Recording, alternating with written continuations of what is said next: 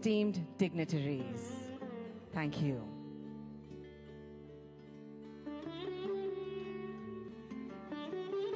નમસ્કાર, સુસ્વાગતમ.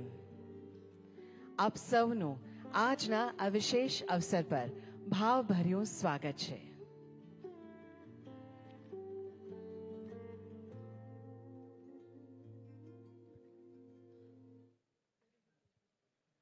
The banal event, Vibrant Gujarat Global Summit, has turned into a benchmark event globally, and its success can be attributed to various factors, including the state government's proactive policies, infrastructure development, and efforts to attract both domestic and international investors.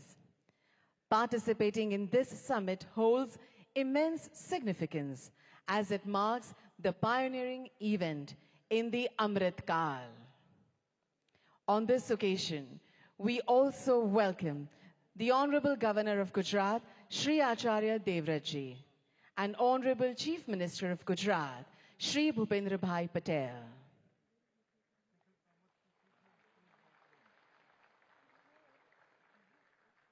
Thank you. We shall commence the significant inaugural session with a patriotic song, Jai Jai Garvi Gujarat, which was written by famous Gujarati poet Shri Narendra. The song that highlights the rich heritage, culture, bravery, and achievements of the land of Gujarat will be sung by world-renowned Shri Kirtidan Gadvi.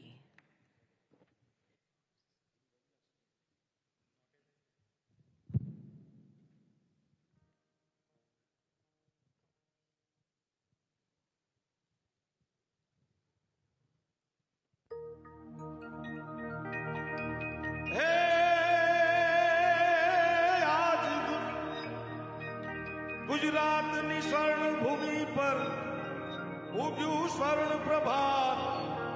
जय गुजरात, जय गुजरात, ए जय जय हो गर्वी गुजरात तने वंदन, गुजरात तने वंदन, गुजरात तने वंदन.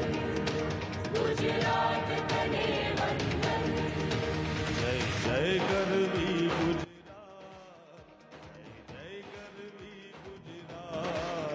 दीपे अरुण प्रभात. जय जय गर्वी गुजरात, जय जय गर्वी गुजरात, जय जय गर्वी गुजरात, दीपे अरुण प्रभात. जय जय गर्वी गुजरात. वंदन वंदन वंदन वंदन गुजरात तने वंदन.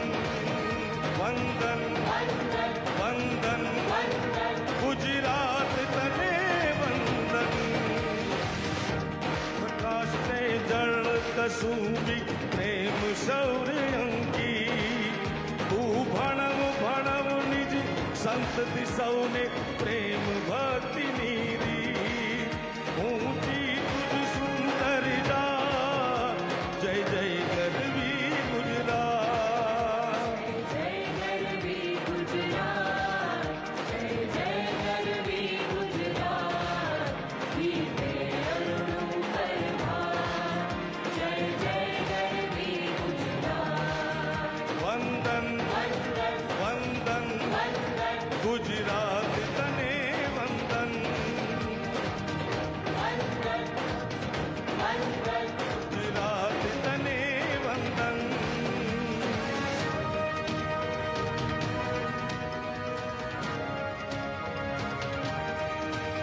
उत्तर मायंबा मात, पूरव मां काली मां. जे दक्षिण दिशा करंत रक्षा कुंतेश्वर महादेव. ने सोमनाथ ने द्वारके ए पश्चिम के रादेव. जे सहाय मां साक्षात, जय जय गर्वी गुजरात. जय गर्वी गुजरात, जय जय गर्वी गुजरात.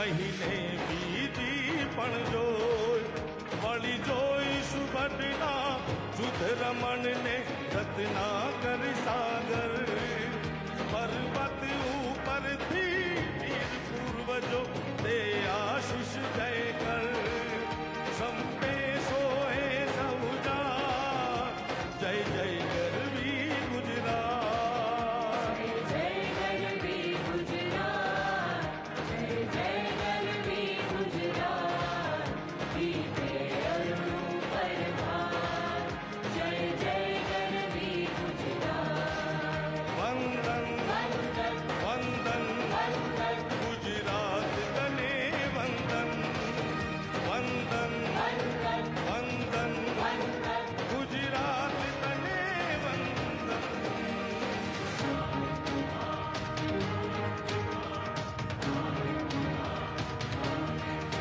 તે અણહિલવાડ નરમ તે શીત રાજ જય સંગ તે રંગ થકી પણ અધિક સરસ રંગ થશે સર્વને માં શુભ શકુન દિશે મદાન શોભશે પ્રીતિ ગઈ છે રાત જન ઘૂમે નર્મદા સાથ જય જય ગરવી ગુજરાત જય જય ગરવી ગુજરાત જય જય ગરવી ગુજરાત દીપે અરુણો પર ભાર જય જય ગરવી ગુજરાત जय गरवी गुजरात जय जय गरवी गुजरात बीते अरुणों पर भार जय जय गरवी गुजरात વંદન वंदन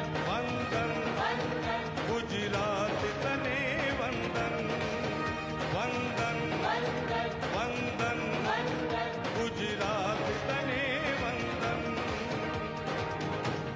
ગુજરાત તને વંદન ગુજરાત તને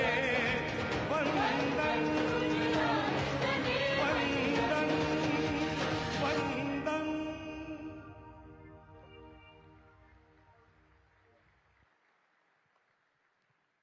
Thank you very much, artists, for the melodious presentation.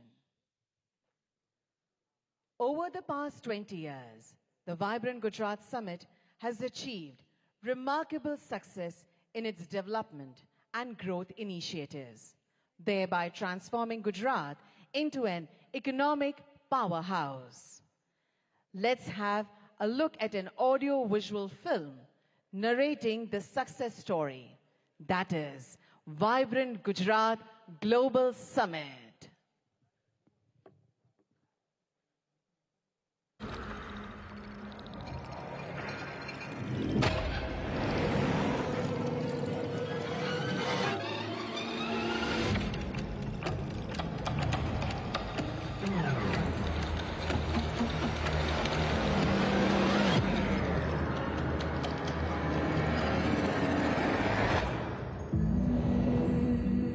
A land synonymous with prosperity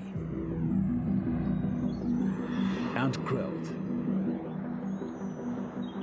warmth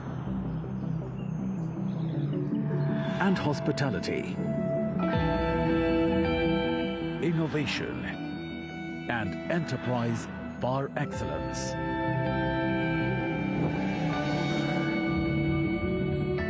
Whose people are committed to the realization of the infinite potential of humankind and wedded to the doctrine of Vasudhaiv Kutumbakam. One earth, one family, one future. A state blessed with the guidance of a visionary who is pioneering India's ascent as a Vishwamitra, a universal friend.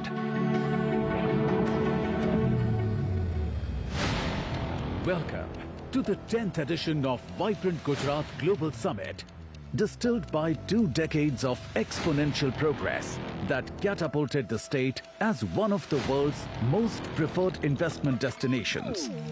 Gujarat's GDP of 14 billion US dollars in 2002 grew to an estimated 282 billion US dollars in financial year 2022-23, nurtured by all-round excellence that catalyzed socio-economic growth with inclusivity and unbridled entrepreneurship, led India into Amrit Kaal.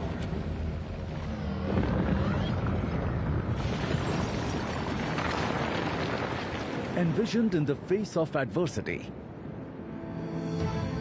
by the Honorable Prime Minister Narendra Modi at a time when he was the Chief Minister of Gujarat, the vibrant Gujarat Global Summit bears on eloquent testimony to the characteristic resilience and the indomitable spirit of Gujarat. Inspired by Shri Modi's vision, the last 20 years have been an unparalleled saga of progress that has witnessed vibrant Gujarat transform the state into India's growth engine. With unmatched state-of-the-art infrastructure, unsurpassed manufacturing prowess, and unparalleled growth. From farm to fintech, Drip irrigation to drones. New age technological advancements in semiconductors and electronics. From a vibrant startup ecosystem to flourishing e-commerce. From India's biggest hybrid energy park to the world's biggest diamond hub and office complex. Vibrant Gujarat Global Summit has elevated the esteem and stature of the state within the country and beyond.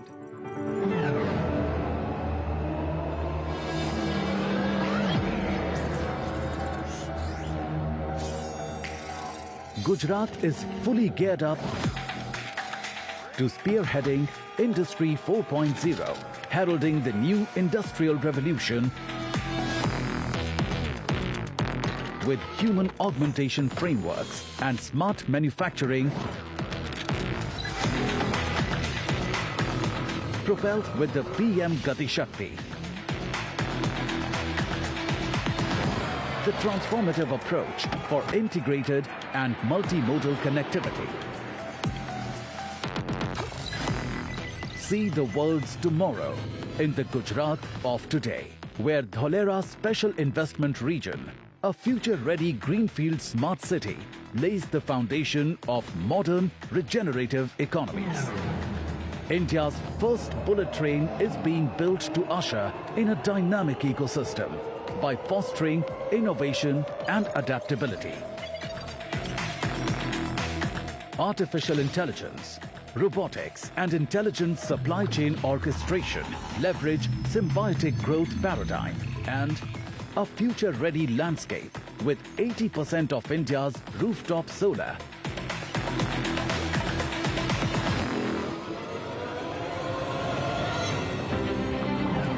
To cutting-edge lab-grown diamonds.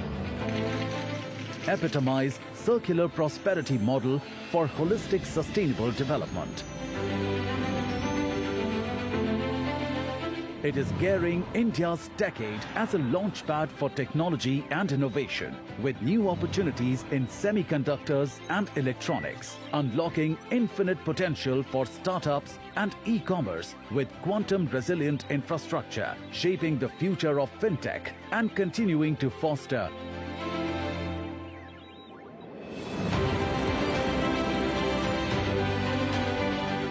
medium, small and micro enterprises with a special focus on enhancing ease of doing business, empowering of women entrepreneurs,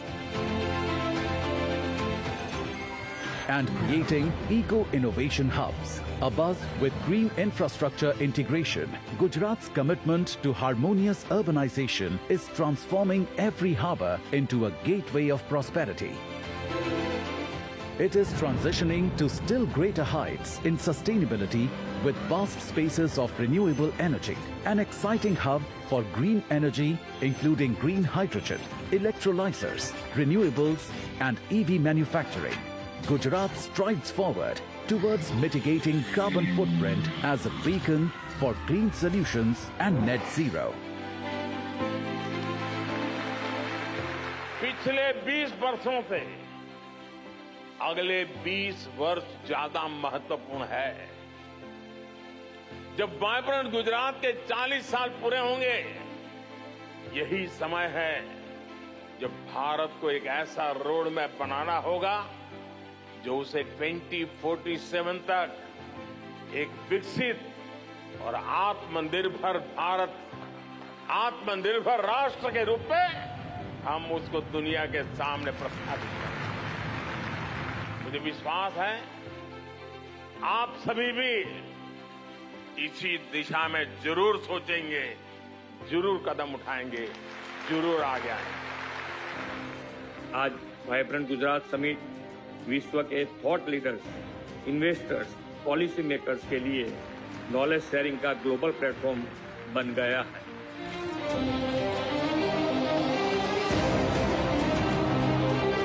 Welcome to the Vibrant Gujarat Global Summit 2024.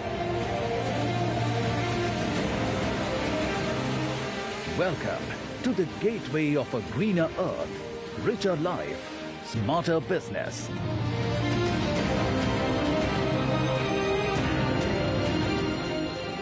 Welcome to Vibrant Gujarat 2024, the gateway to the future.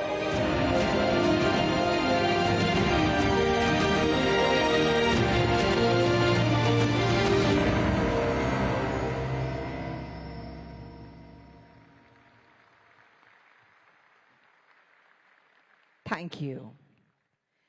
With the attributes like transparency, inclusivity, efficiency, empathy, and accountability, the Honorable Chief Minister of Gujarat, Shri Bhupendra Bhai Patel, has steered the state of Gujarat towards progress, ensuring equitable development in all the sectors.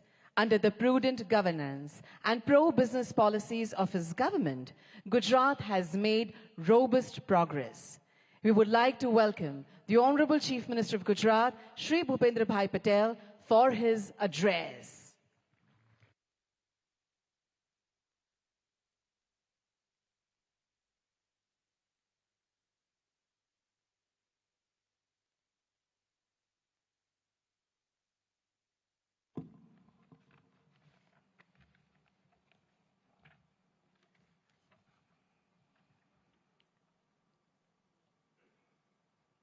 विश्व नेता और भारत के यशस्वी वड़ा प्रधान तथा vibrant Gujarat global summit के प्रणेता आदरणीय Shri Narendra Modi ji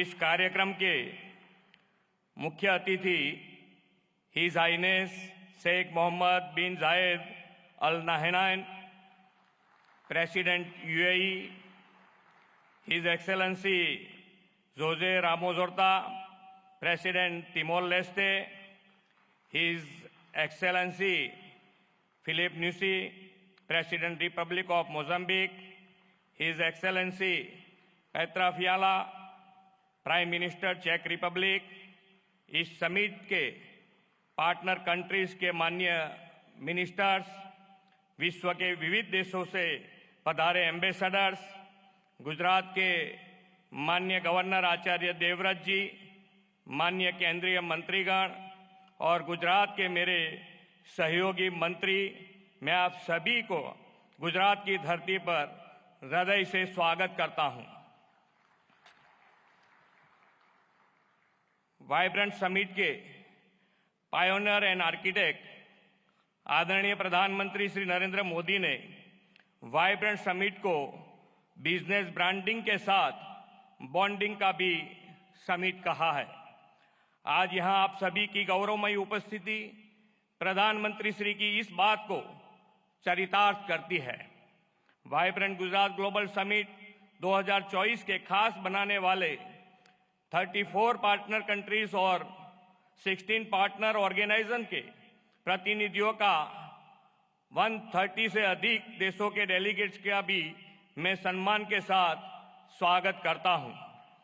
global industries and business community के chairperson, CEOs तथा सीनियर रिप्रेजेंटेटिव्स का भी गुजरात की धरती में स्वागत है। भारतीय संस्कृति के वसुधैव कुटुंबकम, एक पृथ्वी, एक परिवार, एक भविष्य के विचार को प्रधानमंत्री श्री नरेंद्र भाई मोदी ने विश्व तक पहुंचाया है। माननीय प्रधानमंत्री श्री नरेंद्र मोदी जी के नेतृत्व में हाल ही में संपन्न हुई भारत की G20 प्रेसिडेंसी भारतवासियों के लिए एक बड़ी उपलब्धि रही है। आज गुजरात ने विश्व व्यापार, वाणिज्य एवं औद्योगिक क्षेत्र में प्रमुख स्थान हासिल किया है। यह आदरणीय श्री नरेंद्र भाई मोदी के दूरंदेशी तथा कुशल नेतृत्व का ही परिणाम है। आज हम सब वाइब्रेंट गुजरात ग्लोबल समिट 2024 को सफल बनाने के विश्वास के साथ यहाँ एकत्र हुए हैं।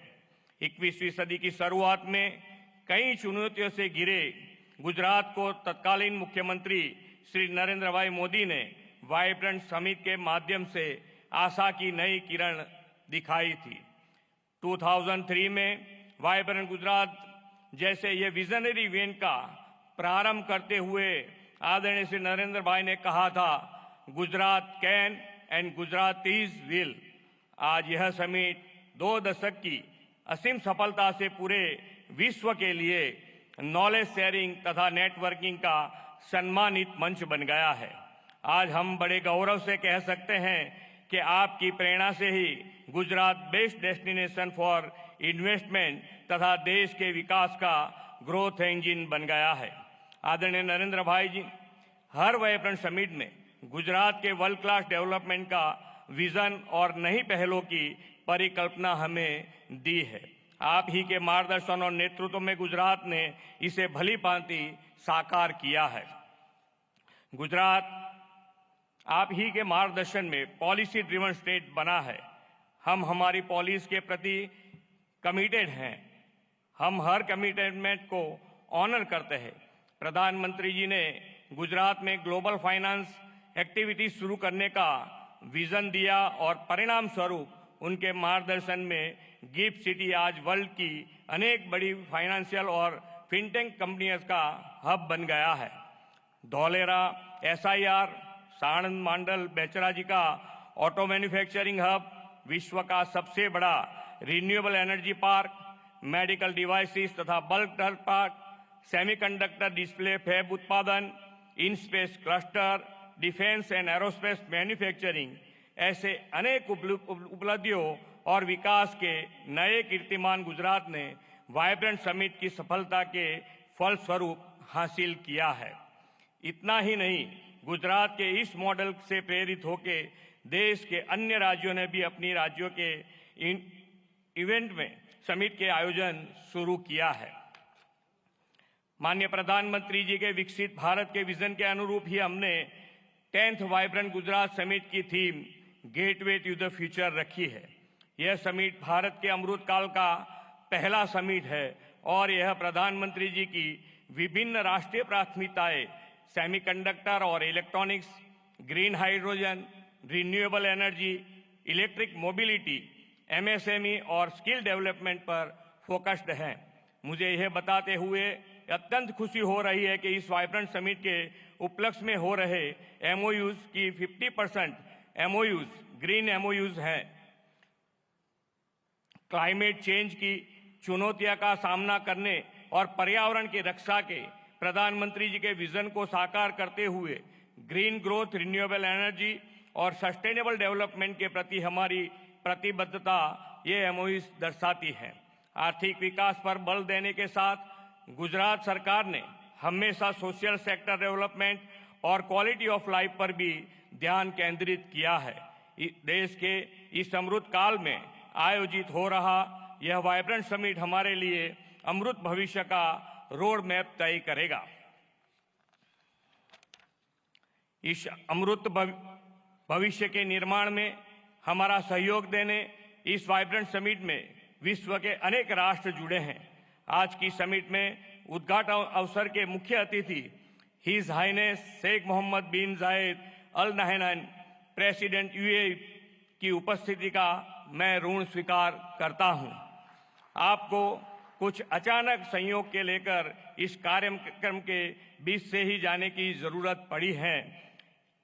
हिज हाइनेस, आप अपना अति व्यस्त अमूल्य समय निकालकर इस समिट के मुख्य अतिथि रूप में उपस्थित रहे, आपका फिर से एक बार धन्यवाद करना चाहूंगा। मैं प्रधानमंत्री जी को आश्वस्त करना चाहूंगा कि विकसित भारत 2047 को आपके विजन को पूरा करने में गुजरात ग्रोथ इंजन की भूमिका निभाएगा। फिर एक बार आप सभी महानुभावों का वाइब्रेंट गुजरात की वाइब्रेंट समिट में स्वागत है। धन्यवाद। भारत माता की जय। वंदे मातरम। जय जय Garvi Gujarat. Thank you very much, Honorable Chief Minister, sir, for your welcome address. As mentioned by our Honorable Chief Minister, sir, our chief guest, His Highness Sheikh Mohammed bin Zayed Al Nahyan, Honorable President of the United Arab Emirates and ruler of Abu Dhabi, has to leave due to a pressing commitment, but before that, he has graciously agreed to say a few words. We welcome you, sir.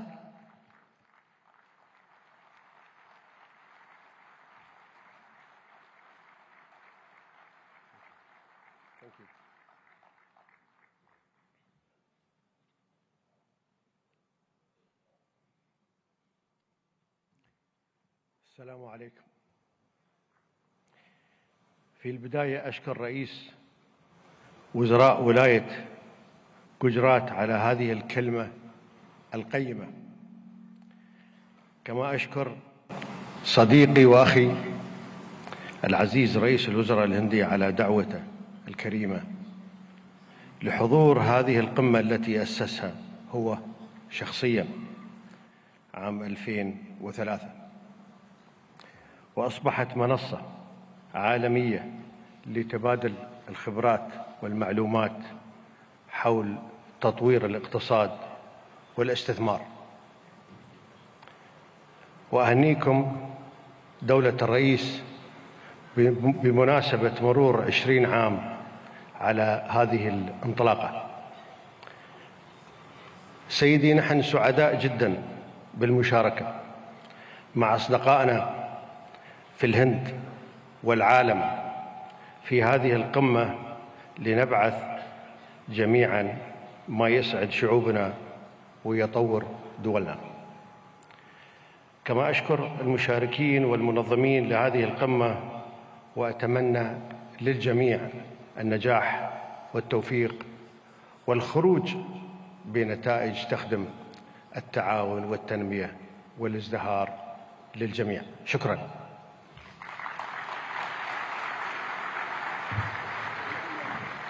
Thank you, Your Highness.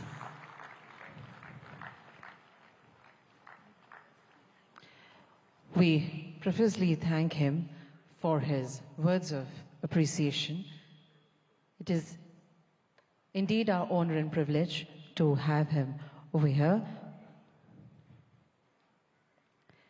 Our Honorable Prime Minister will see him off and will join us back in few moments. But we shall continue the program.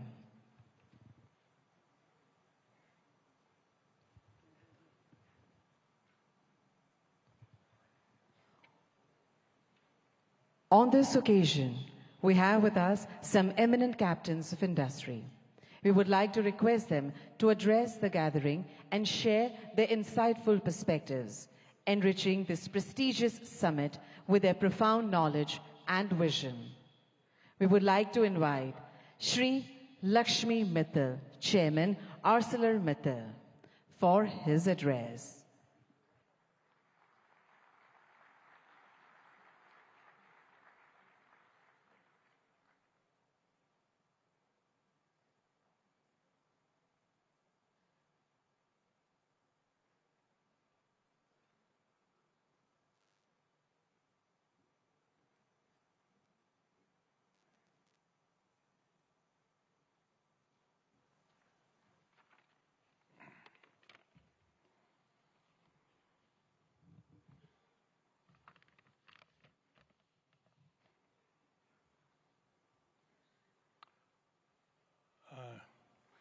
नमस्कार। प्रधानमंत्री जी अभी हैं नहीं, शीघ्र ही आते होंगे, but मैं मुख्यमंत्री श्री भूपेंद्र भाई पटेल जी, गवर्नर आचार्य देवव्रत जी एंड मेरे साथियों एंड ऑनरेबल डिग्निटरीज, पिछले साल सितंबर में वाइब्रेंट गुजरात की 20वीं एनिवर्सरी पर मैं यहाँ आया था और प्रधानमंत्री जी ने बताया कैसे आइडियाज़, इमेजिनेशन और प्रोसेस कंटिन्यूटी के आधार पर इस मेगा ग्लोबल इवेंट को एक इंस्टीट्यूशनलाइज्ड स्ट्रक्चर मिला है। प्रधानमंत्री जी ने उस वक्त ये बताया कि कैसे one earth, one family, one future की सच्ची भावनाओं को लेकर भारत की प्रतिष्ठा कैसे बढ़ेगी और हर इंटरनेशनल फोरम में पूरे ग्लोबल साउथ की आवाज़ को भी मजबूत किया है।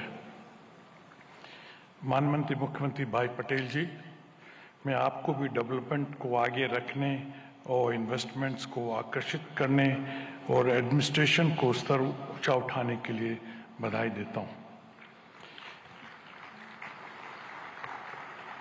गुजरात में fair, transparent and policy driven governance की एक पहचान रही है और जिसमें मेरी कंपनी ने भी अनुभव किया है।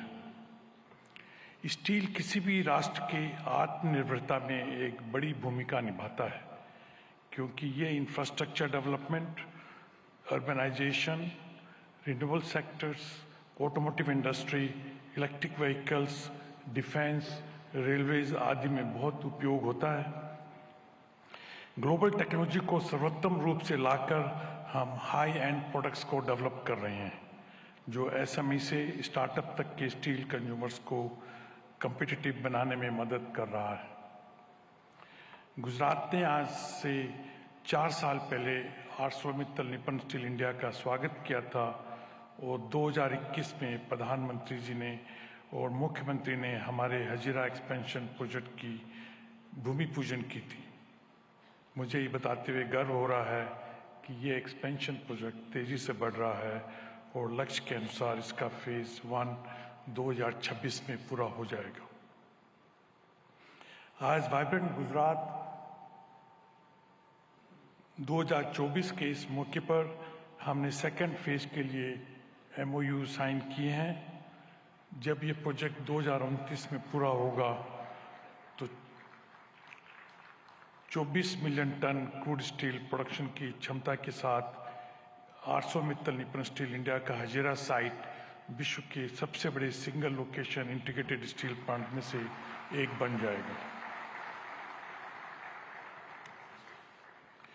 हमें पूरा भरोसा है कि गुजरात सरकार के सहयोग के साथ हम इस प्रोजेक्ट को अगले 5 साल में पूरा करने में सफल होंगे। हम केवल स्टील में नहीं है, बल्कि रिन्यूएबल एनर्जी, ग्रीन हाइड्रोजन जैसे इमर्जिंग सेक्टर्स में भी निवेश कर रहे हैं। मैं ये कहना चाहता हूँ कि हम देश के लिए अगला 20 साल बहुत महत्वपूर्ण है और मैं आप सब लोगों को विश्वास दिलाना चाहता हूँ कि आत्मनिर्भर और विकसित भारत के 2047 के विजन को पूरा करने के लिए हम रेडी हैं। मैं इन सब प्रधानमंत्री, मुख्यमंत्री, गवर्नर साहब, इन सब लोगों को मेरे को मंच पे आने के लिए मौका देने के लिए मैं आप लोगों का बहुत आभारी हूँ। नमस्कार। सर, आपके महत्वपूर्ण संबोधन के लिए आपका बहुत बहुत धन्यवाद। We would now like to invite Mr. Toshihiro Suzuki, President, Suzuki Motor Corporation, Japan, to please deliver his address.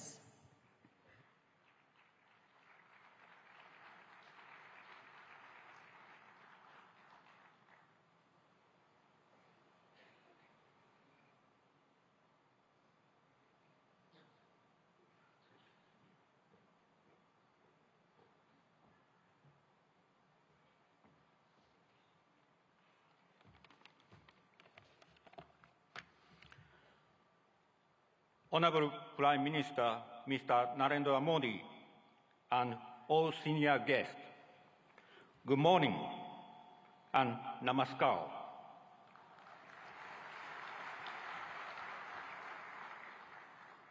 I'm Toshiro Suzuki from Suzuki Motor Corporation, Japan. I'm much honored to be invited to this ceremony. In the past 10 years, under the strong leadership and constant support of Honorable Prime Minister Mr. Modi for manufacturing industries, Indian automobile market has been expanding steadily. As a result, India has become the third largest automobile market in the world. We, Suzuki, have also scaled up production capacity substantially in India.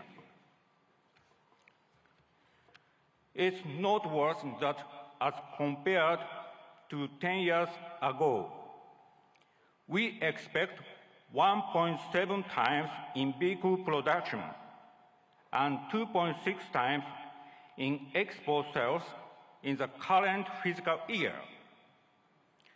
Thanks to Prime Minister Mr. Modi's progressive approach and India's growth, we will invest in the future also.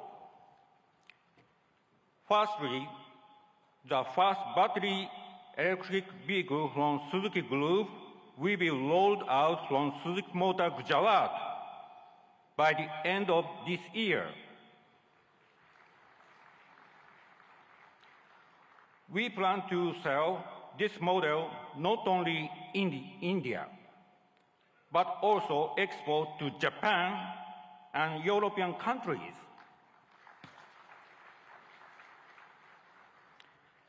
Secondly, to expand our VEV production in future, Suzuki Group will invest 3,200 crore rupees in Suzuki Motor Gujarat to add a new fourth production line, which can produce 2.5 lakh units per year. This will increase the annual production capacity of Suzuki Motor Gujarat from the current 7.5 lakh to 1 million units. Thirdly, we will invest 35,000 crore rupees for the construction of a second car plant in Gujarat, which would produce another 1 million units per year. As a result, the annual production capacity in Gujarat will be 2 million units, namely 1 million units at SMG and 1 million units at the second new plant. Finally, as far as reduction of greenhouse gas emission is concerned, our effort will be through a multi-pathway approach.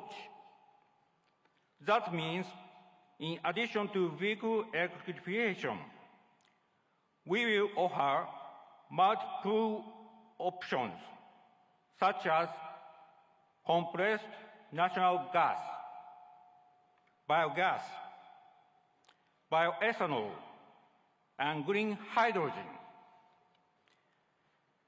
Taking advantage of India's animal wealth, we will start production of biogas from cow dung.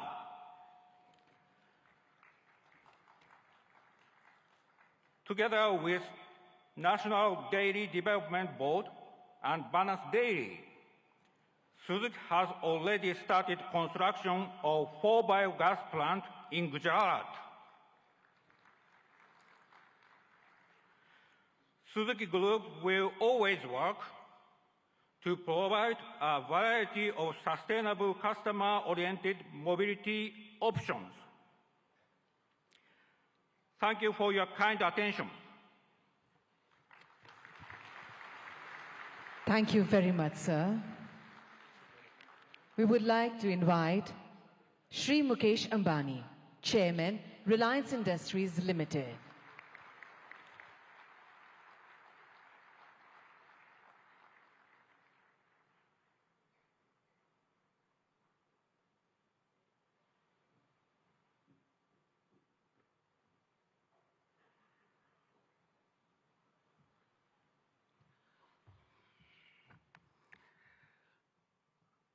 Most respected Prime Minister Shri Narendra, Honorable Chief Minister Bhupendra Bhai Patel ji, distinguished guests and dignitaries from all over the world, ladies and gentlemen, welcome to Gujarat and the 10th Vibrant Gujarat Summit, the most prestigious investor summit in the world today. No other summit of this kind has continued for 20 long years and going from strength to strength. This is a tribute to our Prime Minister, Shri Narendra Bhai Modi's vision and consistency. I have been one of the fortunate few to have participated in every single edition of Vibrant Gujarat. I have come from the city of the gateway of India to the gateway of modern India's growth, Gujarat. I am a proud Gujarati. Mane Gujarati hovanu abhiman છે.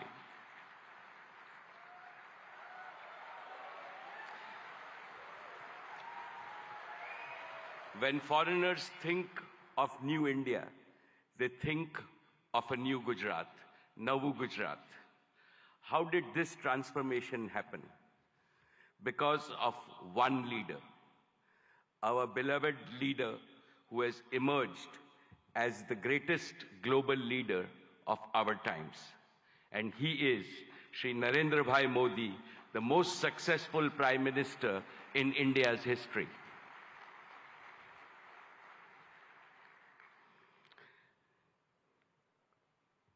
About Narendra Bhai, when you speak, the whole world not only listens, but applauds you.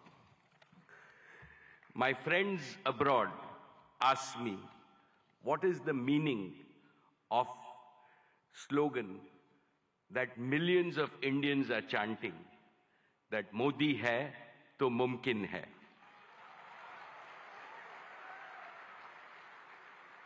I tell them,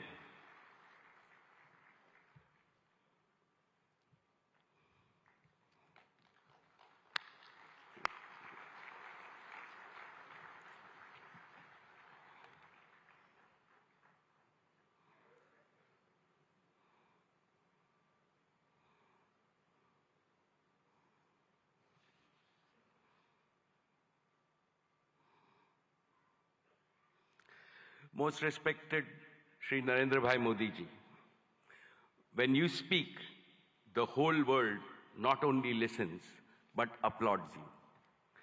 My friends abroad ask me, what is the meaning of the slogan, millions of Indians are chanting, Modi hai, to mumkin hai.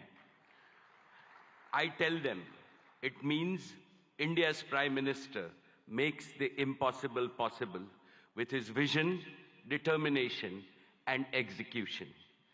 They agree, and they also say, Modi hai, to mumkin hai.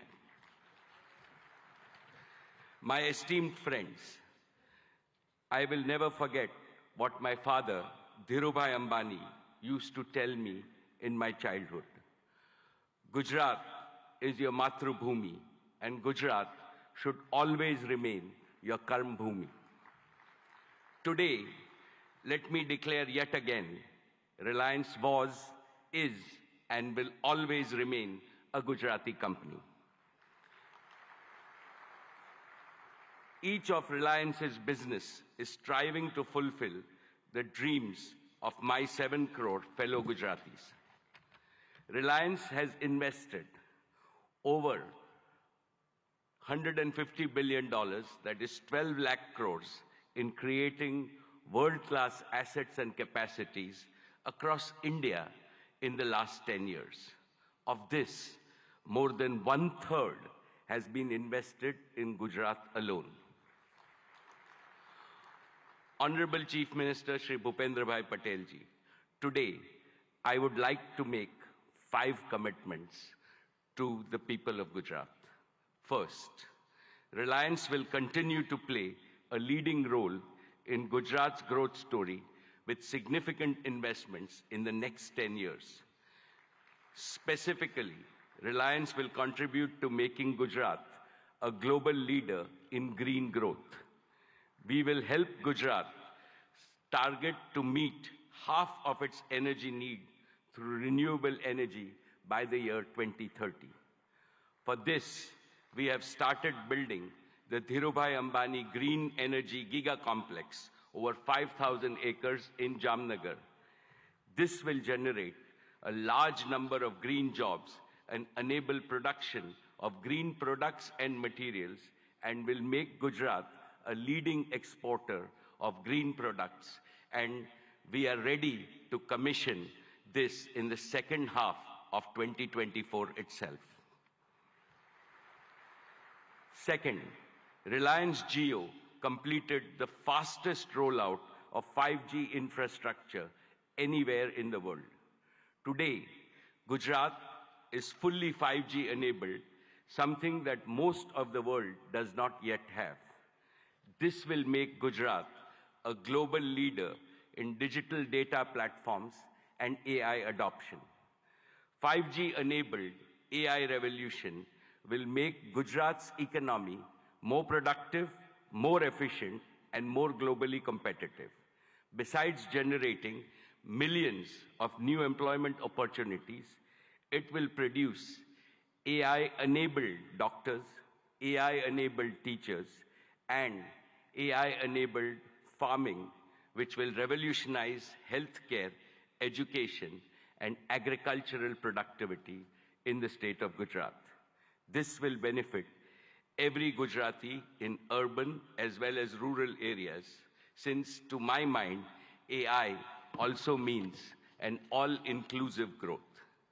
Third, Reliance Retail will further accelerate its mission to bring quality products to consumers and simultaneously empower lakhs of kisans and small merchants. Our retail business improves the quality of life of all households of Gujarat with better products and services. Fourth, Reliance will make Gujarat a pioneer in new materials and the circular economy. As a first step, Reliance is setting up India's first and world-class carbon fiber facility at Hazira.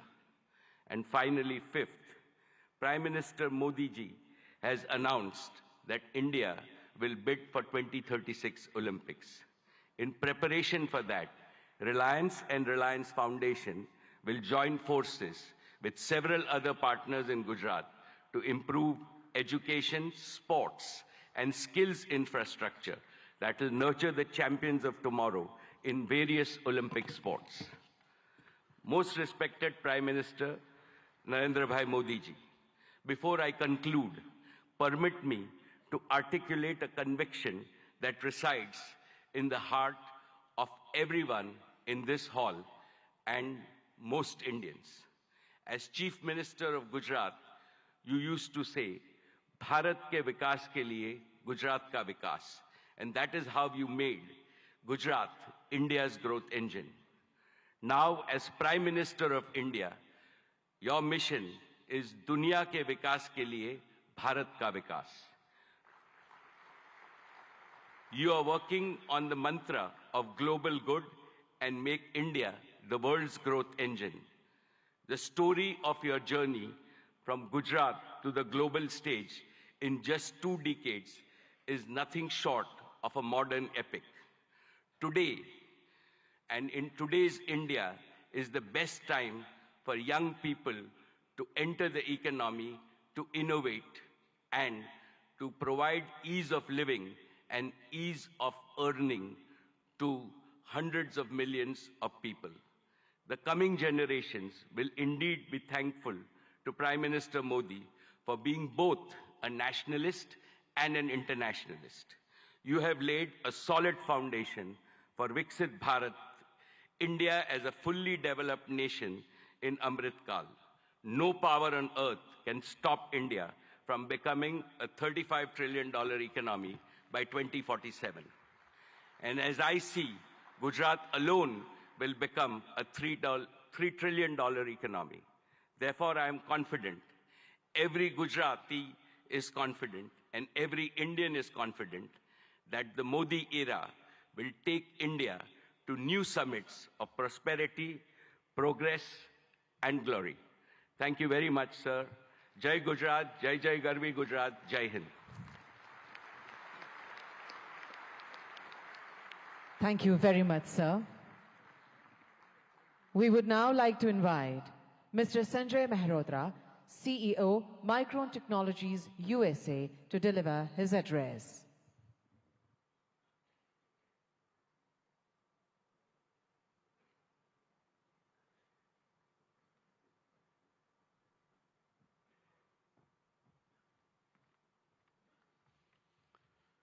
Namaste and good morning. I would like to open by thanking Prime Minister Modi ji. Your vision to make India a global hub for semiconductors will be a huge economic driver for India's future as India marches toward becoming the third largest global economy. I would also like to recognize the several industry leaders who are going to be speaking here today and have already spoken. It truly is an honor for me to share the stage with you to open this critical forum discussing opportunities for India to accelerate domestic manufacturing as India marches towards a very bright future. There is a tremendous opportunity ahead for India in semiconductors. Vibrant Gujarat will also address the visionary ideas that are critical for India's growth as a semiconductor power. Today, I'm proud to represent Micron. Micron is one of the world's largest semiconductor companies and the leader in memory and storage. Micron's innovations have been at the heart of all computing systems for more than 4 decades. Memory is a key enabler of AI, and Micron is a leading powerhouse in memory. I'm proud that in June we announced plans to build a world-class memory assembly and test facility right here in Gujarat, the first of its kind in India. I'm grateful to the Indian government and all the officials with the great support from Bhupendra Bhai ji and the central government and the state government, all that have been involved in making this investment possible. We have begun phased construction and proud to partner with Tata projects to build this world-class facility. In fact, I visited this facility just yesterday, and the construction is coming along very nicely. The first phase, 500,000 square feet of planned clean room space, will be operational by early 2025. Hiring has already begun, and we estimate that this project will create 5,000 new direct jobs for Micron here in Sanand, Gujarat, and will also create an additional 15,000 community jobs over the coming years. The combined investment by Micron and the government over the course of both phases could reach up to $2.75 billion.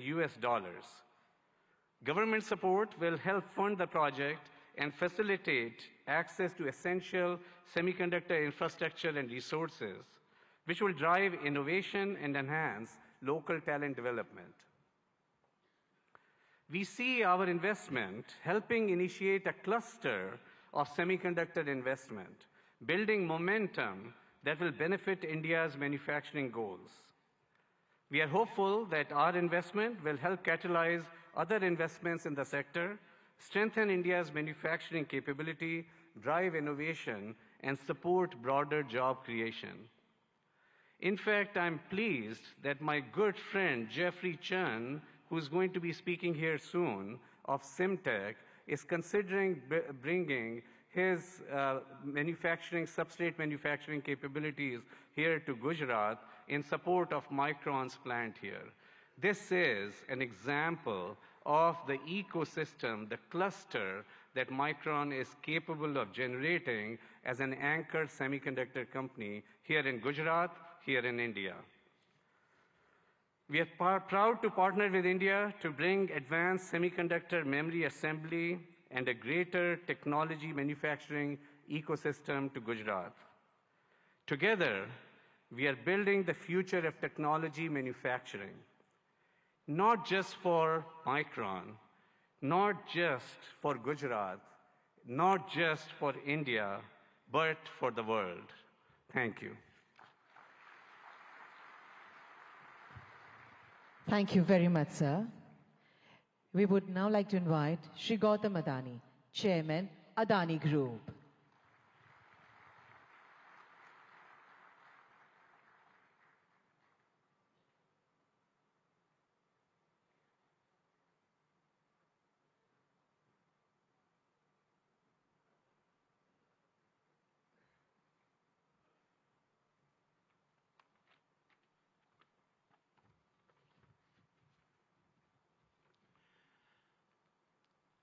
Honorable Prime Minister, Shri Narendra Modi,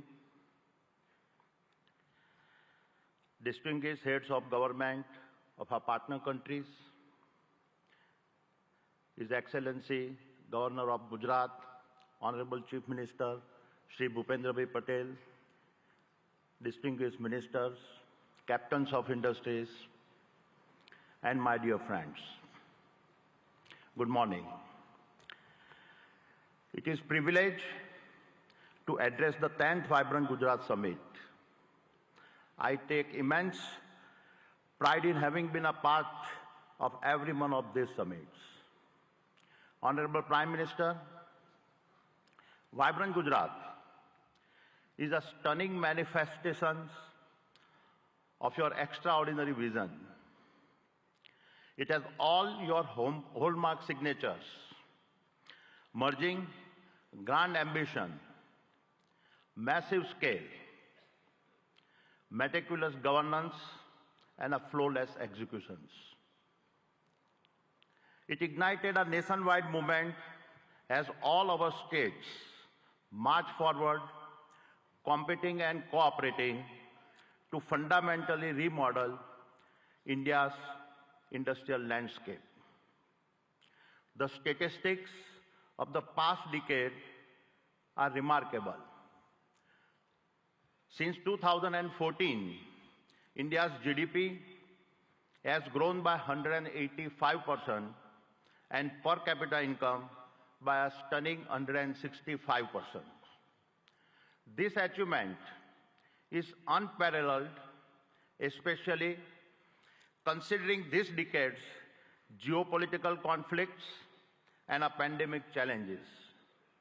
Honorable Prime Minister, your achievements on the international stage are equally remarkable. You have taken us from a country seeking a voice on a global platforms to a nation that now creates the global platforms. The Solar Alliance platform, an initiative you conceptualized, and your leadership at the G20 platform set a benchmark for a more inclusive world order. Adding the Global South to the G20 is a defining moment in our modern history. Honorable Prime Minister, you don't just predict the future, you shape it.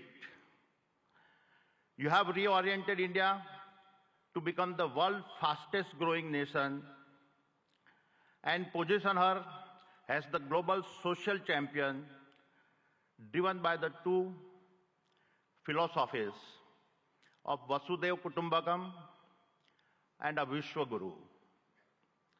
And the best is yet to come. With your foresight in harnessing India's youth to build a Viksit Bharat and make India a fully developed nation by 2047, you have ensured that the India of today is poised to shape the global future of tomorrow. Honorable Chief Minister, at the previous summit, I announced our investment of over rupees 55,000 crores by 2025.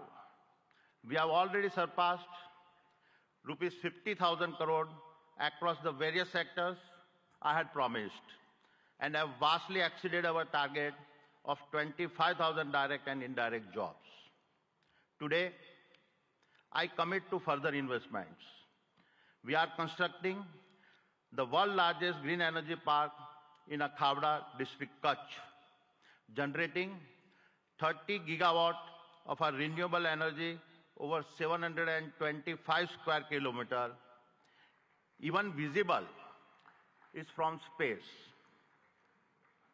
We are expanding the green supply chain for an Atmanirbhar Bharat and creating the largest integrated renewable energy ecosystems.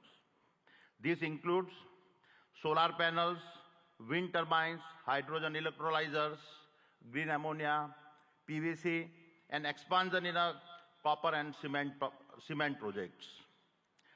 Over the next 5 years, the Adani Group will invest over rupees 2 lakhs crore in Gujarat,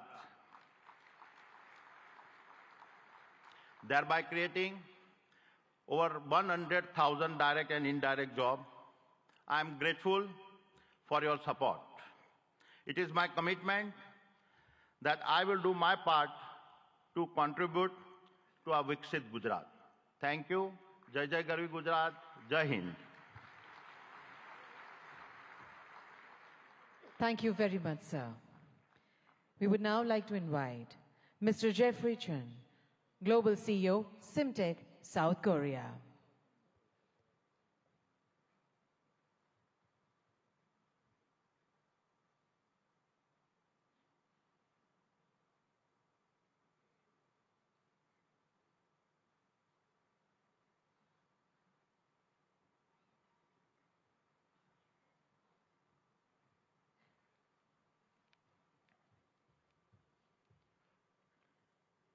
Good morning.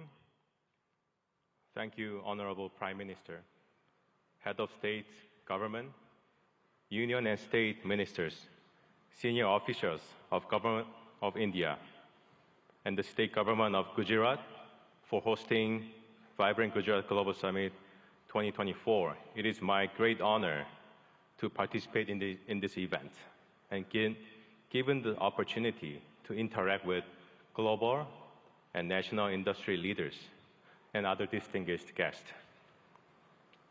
As a supply chain partner for the semiconductor assembly and test industry, we, Simtech, provide the best-in-class semiconductor packaging, IC substrates, and high-density interconnect printed circuit boards to our industry-leading customers.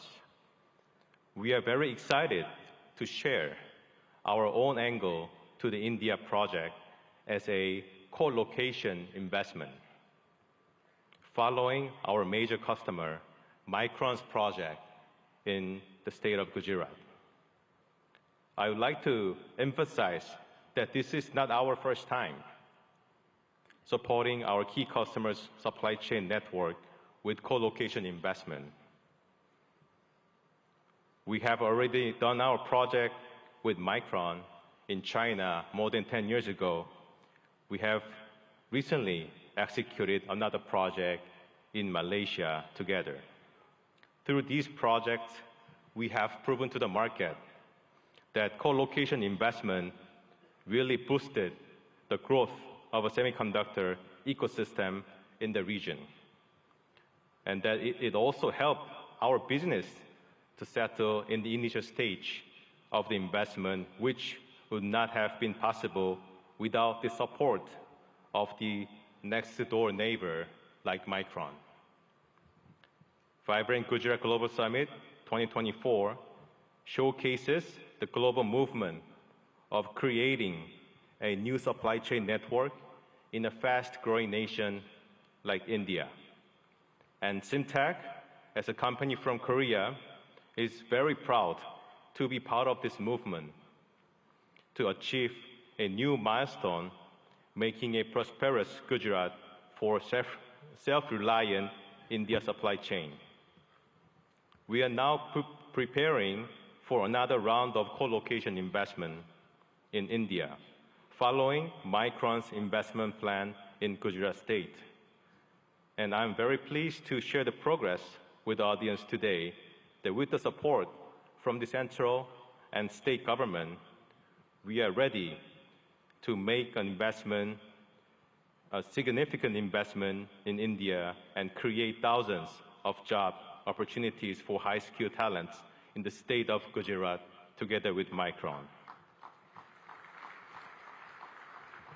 And most of all, elevating the India's PCB and IC packaging substrate industry to another level to make India's presence in the semiconductor supply chain network much stronger. We really look forward to further supporting our customers' supply chain, both in India and globally. And we will further enable India's domestic players to be part of the global supply chain ecosystem. Thank you very much.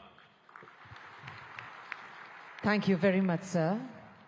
We now invite Shri N. Chandrasekharan, Chairman, Tata Sons Limited, for his address.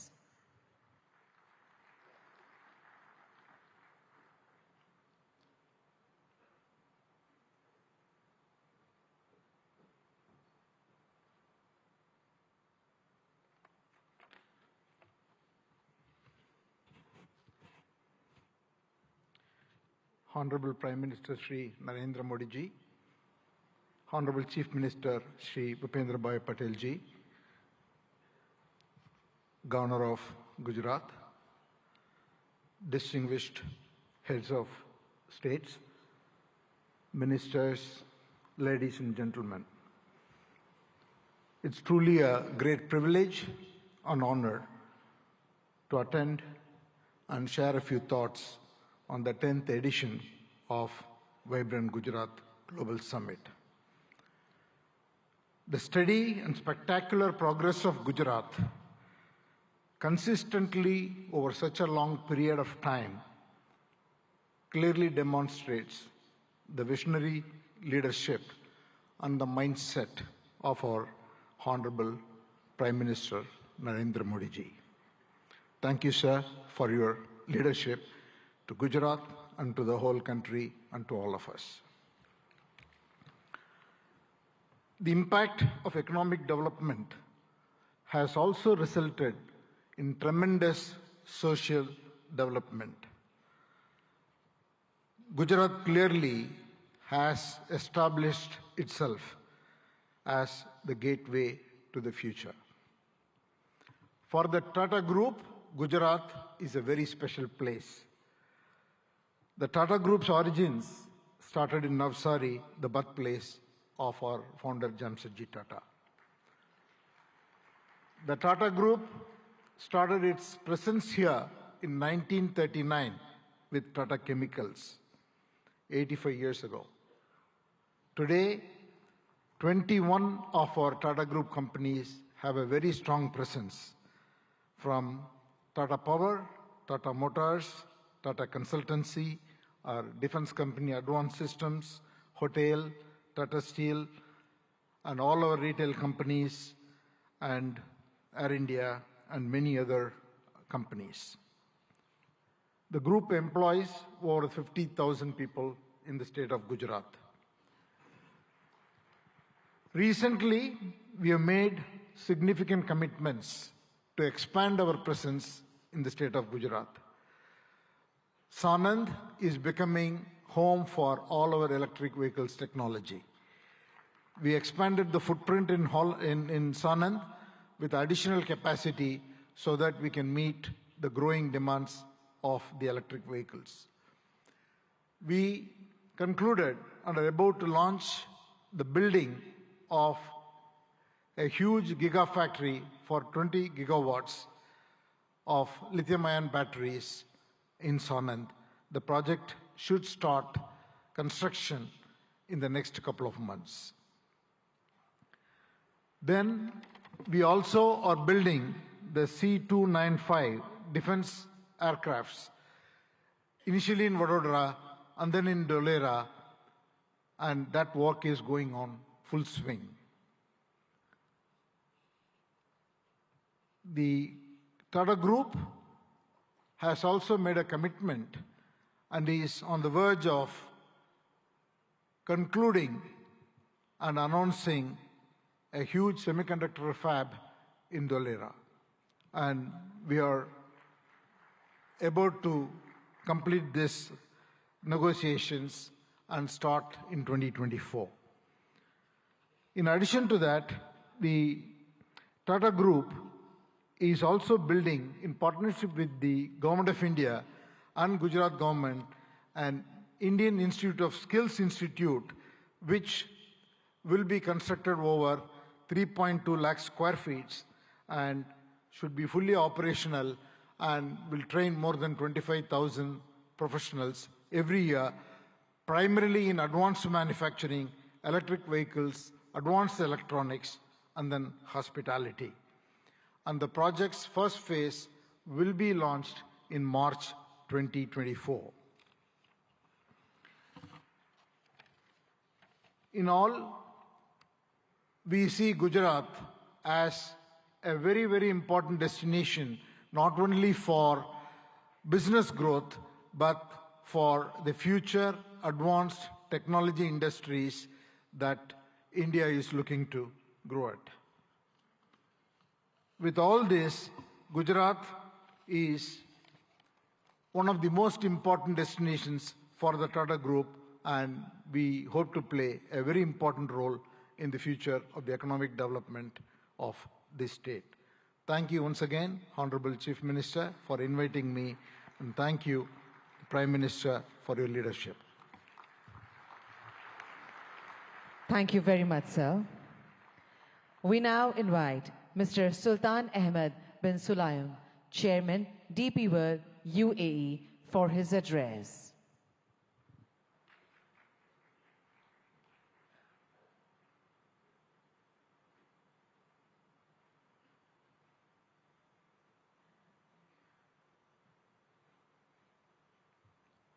Honorable Minister Shri Narendra Modi, Honorable Chief Minister of Gujarat Shri Bhupendra Patel, dignitaries of Government of India, UAE, and partner countries. Distinguished guests, good morning. It's a great honor and a privilege to address the inaugural session of the 10th edition of the Vibrant Gujarat Global Summit. It is heartening to see Honorable Prime Minister Modi's vision of Vibrant Gujarat became a reality. I would like to congratulate and thank the Government of Gujarat, led by Honorable Chief Minister Bhupendra Patel, for organizing this summit and inviting me.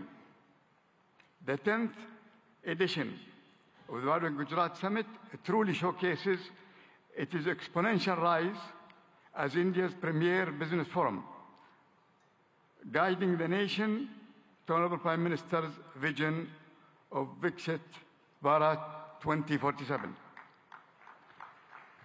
Gujarat also have been a pioneer in developing and promoting various industrial clusters and states, such as the Gujarat International Finance Tech City, the Dholera Special Investment Region, and the Gujarat Maritime Cluster, truly acting as the gateway to the future.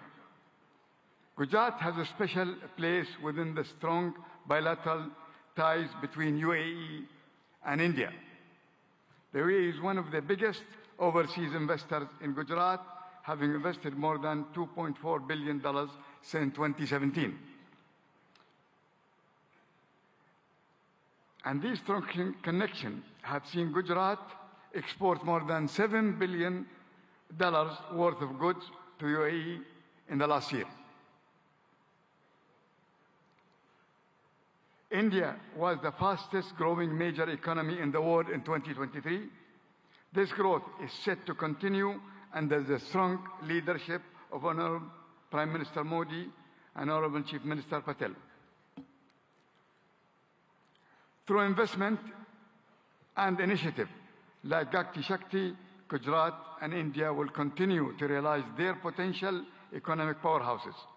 Like the vibrant Gujarat Summit, DP World also started our operation in Gujarat in 2003 with the opening of the Mundra International Container Terminal.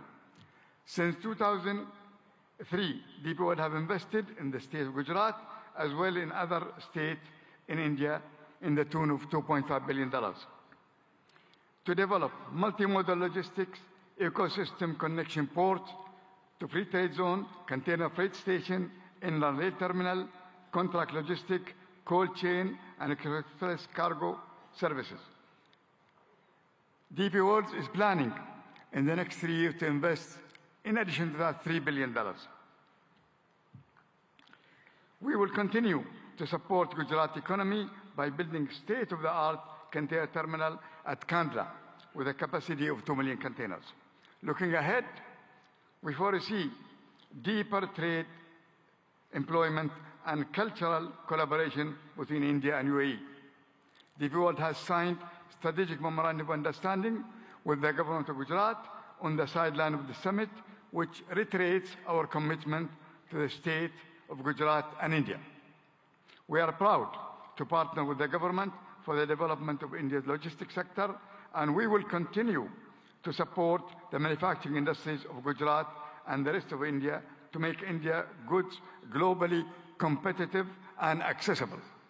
I am grateful to the government of Gujarat and to the organizer for inviting me to this summit, and I am certain that the 10th edition of Vibrant Gujarat will set new benchmarks for success for years to come. Thank you very much.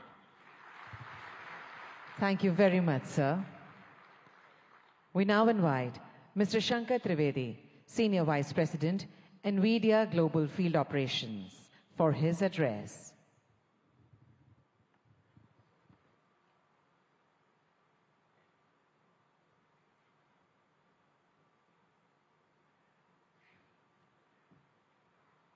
Namaste.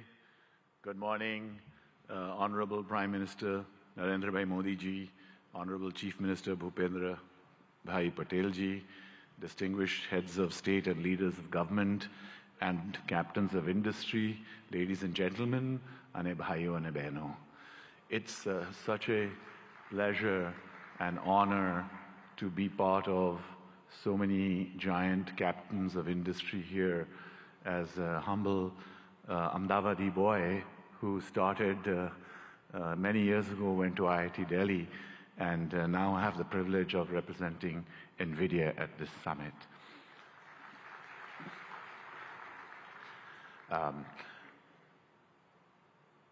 Generative AI is going to change the way we work, the way we do business, the way we govern, the way we live. Just like the internet starting 30 years ago and the mobile revolution starting 25 years ago, the generative AI revolution will also do the same. Generative AI is going to affect all of you. More than 5 years ago, Prime Minister Narendra Bhai Modi ji invited my CEO Jensen Huang to deliver a lecture to all of the heads of Indian governments in the Vigyan Bhavan. It is the first time that a global leader actually talked about implementing of AI. Thanks to the leadership of Prime Minister Modi ji, it has been a catalyst to accelerate the adoption of generative AI in India and also here in Gujarat. Today, I want to give you 3 specific things that NVIDIA has actioned over the last few months. Number 1, skills development. We have created digital content that can be delivered online and in person to hundreds of thousands of students, developers, researchers, and technical institutions. We are already rolling out this curriculum content on generative AI to all of our business partners here in India, especially the global systems integrators. We are now most willing and keen and eager to partner with universities and technical institutions here in Gujarat and elsewhere in India to deliver this compelling content to the hundreds and thousands of developers in India. India has scale, India has talent, India has amazing data, India has a unique culture. Sovereign generative AI requires scalable AI data center infrastructure, hardware and software in order to be successful. So secondly, I'm delighted to tell you that we are partnering with all of India's leading business groups, the Tatas, Reliance Group, and many others, to set up state-of-the-art AI data center facilities and provision them here in India. Specifically today, I'm very happy to inform you that our partner Yotta is setting up a state-of-the-art AI data center here in Gift City, and it will be available and go live before the end of March. Thank you, sir. And thirdly, we are very strong supporters of Make in India. Make in India for India and Make in India for the world. Our partners such as NetWeb and others, Eviden, Atos, are actually already making state-of-the-art AI hardware for consumption here in India and elsewhere in the world.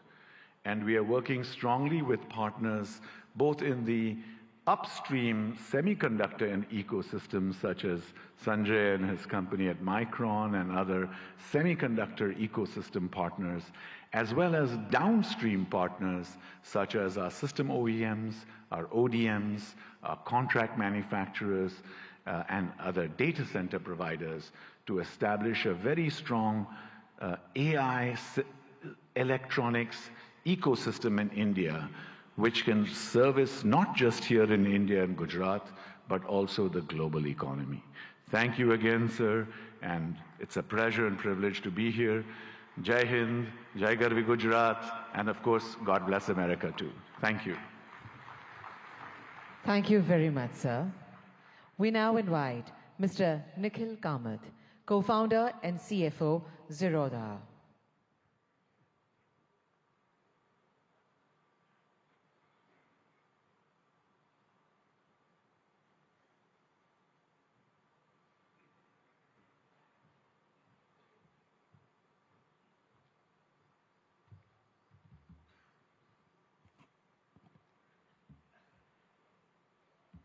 I only have 3 minutes today, so I won't waste too much time by talking about me or setting context. Picture a 17-year-old boy, a school dropout in Bangalore from 20 years ago, not particularly smart, not too educated, and no capital at hand.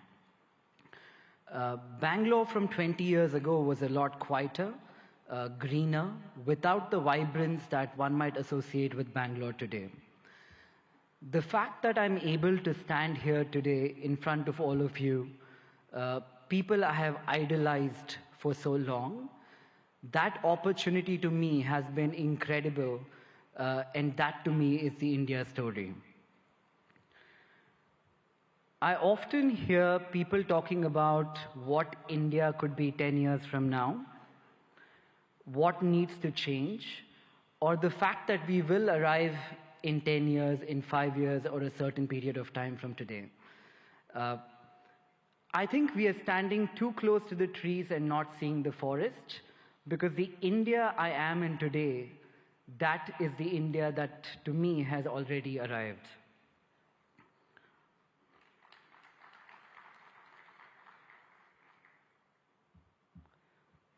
The opportunities the country threw to a 17-year-old boy, again with no education, no capital, or exceptionally smart, this, in my view, has not happened forever. The last 10 years have been incredible, and I'm not the only exception here in India. There are many other exceptions like me. We all hang out. We call this the startup ecosystem of India.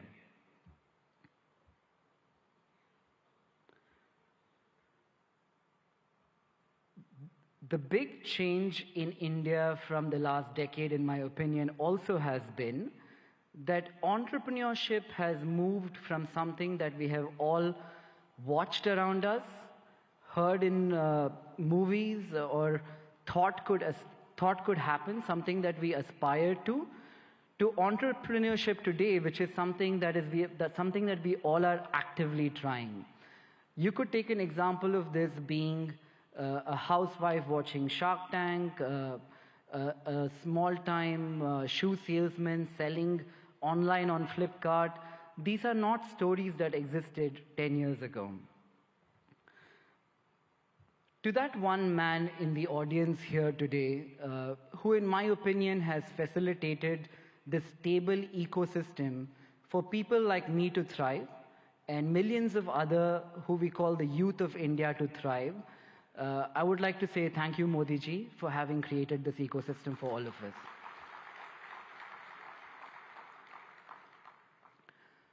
Growing up, I used to talk to people, that one relative in my family who went abroad, studied and did very well.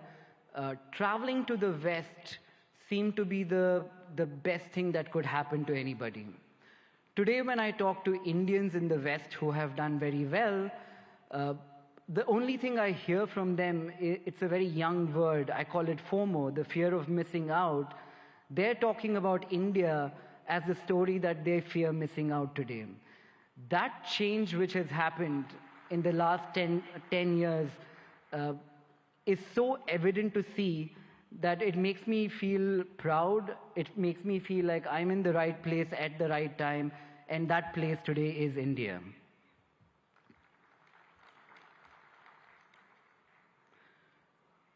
I often ask people, if their life was a book, what would they call the current chapter? It's a good question for all of us to ask ourselves. When I look at India and I ask myself, what would be this chapter in the book of India, the first word that came up in my mind was arrived. And finally, as I stand here in a room full of politicians, diplomats, dignitaries, mentors, I don't look upon this ecosystem as potential, as the way I'm looking at this today is we're all potential partners in a story that could change the global economic landscape today, and that story is India. And to all the foreign investors here, India is seemingly looking like the coolest party in town. I think what you need to be aware of is if you arrive too late, you might not get in. So I'd like to thank everybody, thank Modi ji for this opportunity. Thank you, everyone. Thank you very much, sir. Today we have with us dignitaries from a number of countries. We would like to invite them to share their thoughts with us today. We would like to invite His Excellency, Mr. Shin Hosaka, Vice Minister for International Affairs, Japan.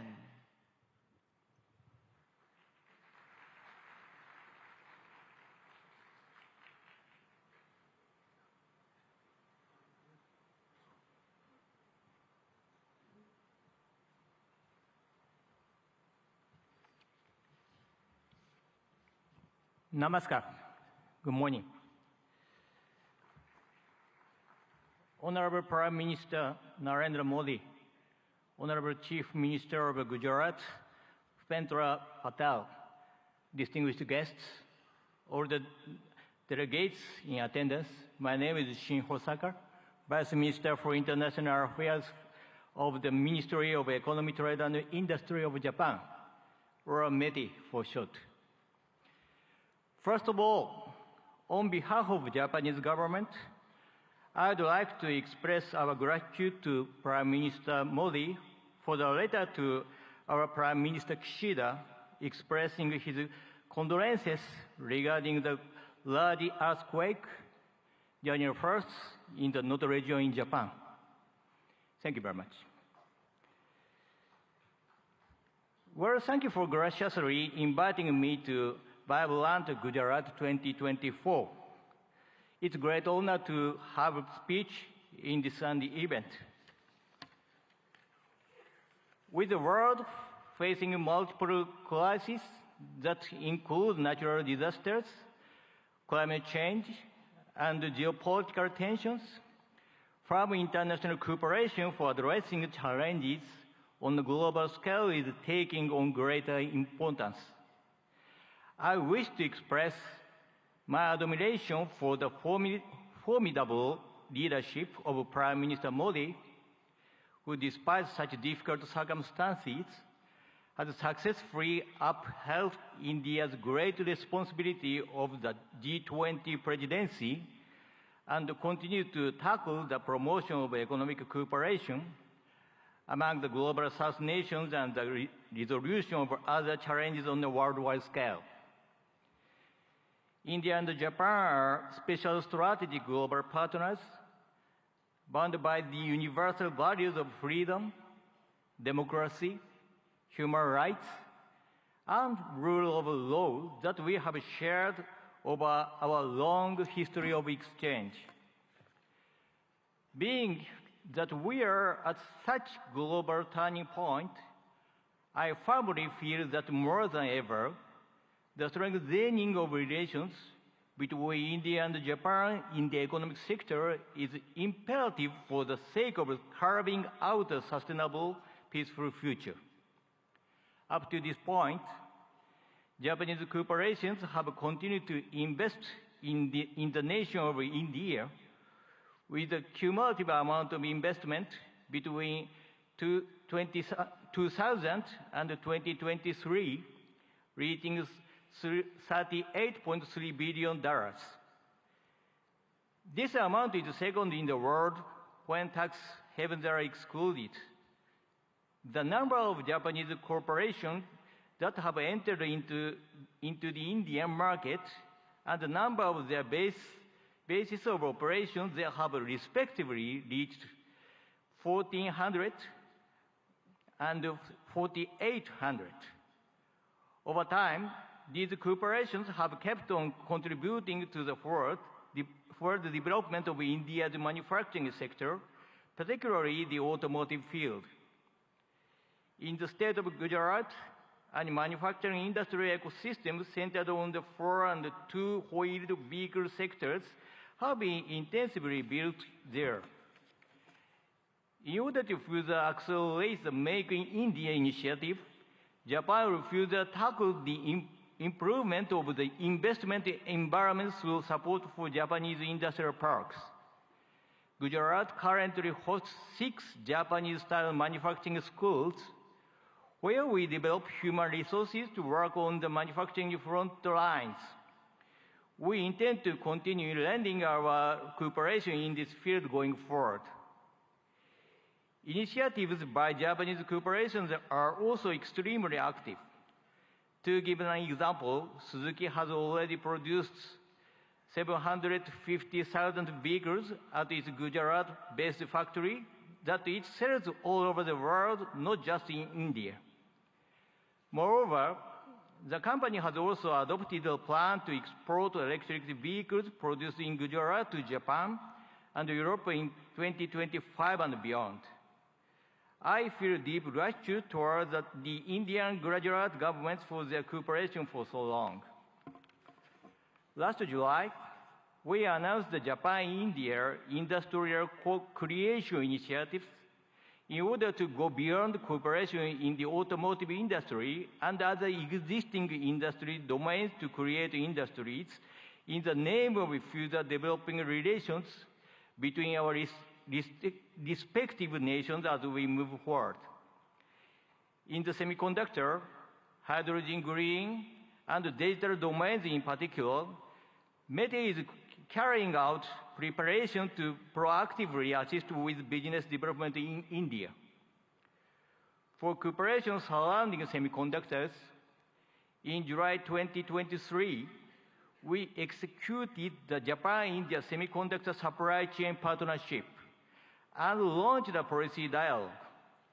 Last November, we promptly held our first meeting of that partnership, which had over 100 individuals representing Japanese semiconductor-related enterprises in attendance.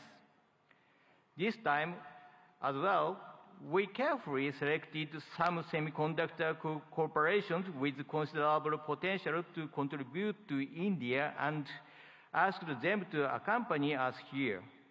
We hope to go beyond contribution to the establishment of semiconductor ecosystem in India in the form of developing semiconductor manufacturing environment, improving the logistic environment, and developing semiconductor human capital. For the hydrogen domains as well, we are providing support for attracting Japanese cooperation to India and lowering the initial risk associated with the start of operations in order to accelerate cooperation with the nation.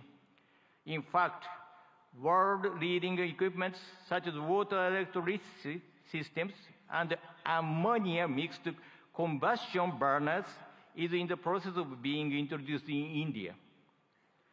In addition, METI will enact budgetary measures of $200 million for the purpose of accelerating economic cooperation with India. Our hope is to develop concrete projects through these funds towards the future. The concept of Vibrant Gujarat 2024 is gateway to the future. Let Japan, with its accumulation of technology, and India, whose growth is just beginning, join hands in driving forward the international society and carving out the future of the world. I will close my speech with the pledge of cooperation as a representative of Japan, India's best friend. Thank you for being such an attentive audience. Thank you very much. Thank you very much, sir. We now invite His Excellency Mr. Ibrahim Yusuf Al Mubarak, Assistant Minister of Investment, Kingdom of Saudi Arabia, for his address.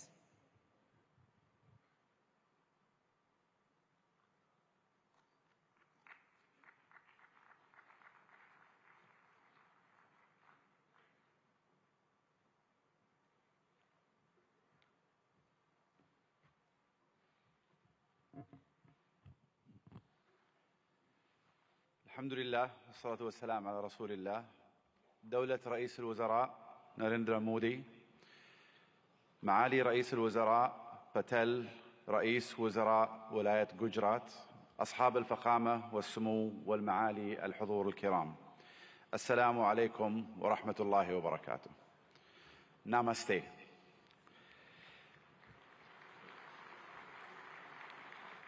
يشرفني الانضمام إليكم هنا في ولاية جوجرات، والتي تجمع اليوم قادة حكومات وقطاع الأعمال والاستثمار من جميع أنحاء العالم، وأنقل لكم تحيات مولاي خادم الحرمين الشريفين الملك سلمان بن عبد العزيز آل سعود، وسمو سيدي ولي العهد ورئيس مجلس الوزراء الأمير محمد بن سلمان إلى حكومة الهند بقيادة دولة الرئيس مودي، لاستضافتها لهذه النسخة 10 من قمة جوجرات العالمية النابضة بالحياة.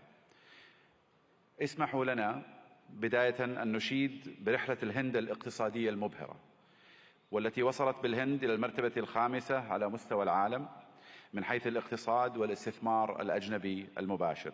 كما نهنئكم على رئاستكم الناجحة لمجموعة العشرين كصوت للاقتصادات الناشئة، وهو مما يهمنا بالتأكيد كعضو في مجموعة العشرين، إضافة إلى أننا نفخر بانضمامنا إلى البريكس في هذا العام.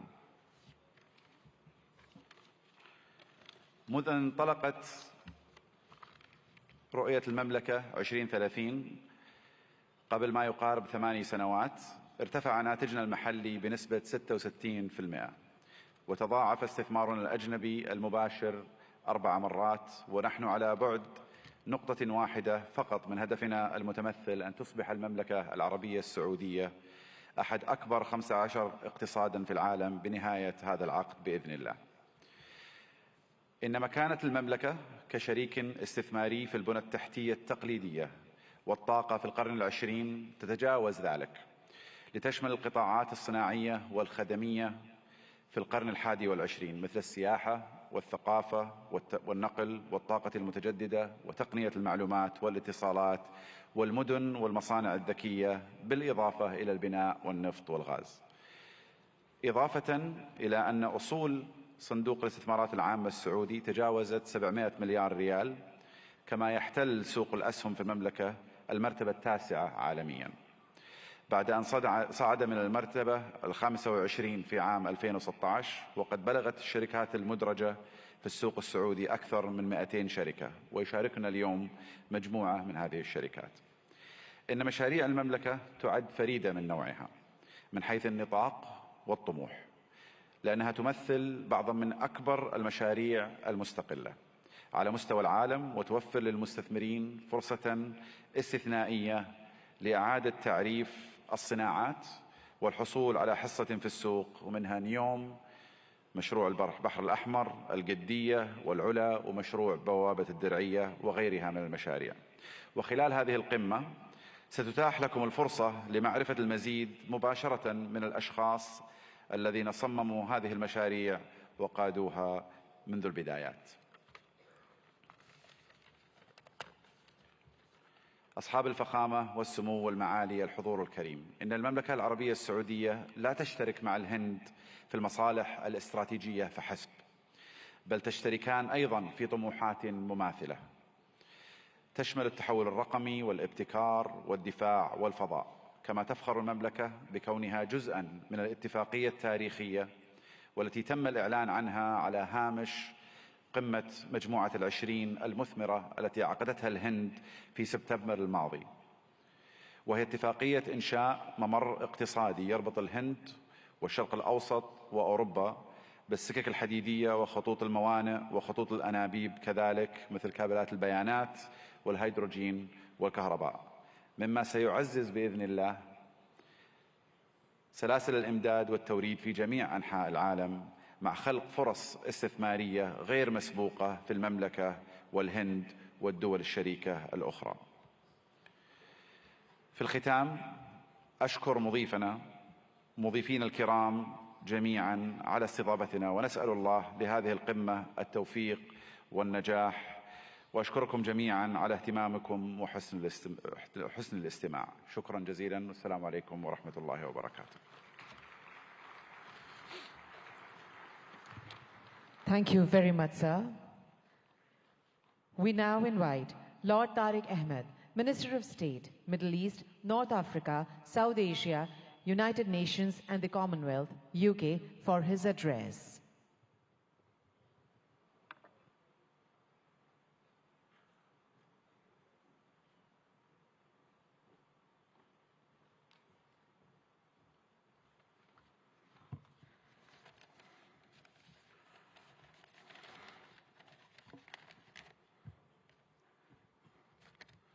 Honorable Prime Minister Narendra Modi ji, Chief Minister, President, Your Excellencies, ladies and gentlemen, and keeping with the tradition, I too can use the phrase, bhaiyo aur behno.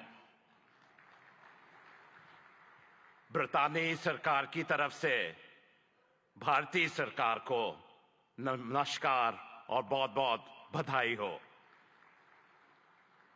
मुझे बड़ी खुशी है कि आज ब्रितानी का सरकार का नुमाइंदा एक ऐसा इंसान है जिसका हिंदुस्तान से एक गहरा ताल्लुक है.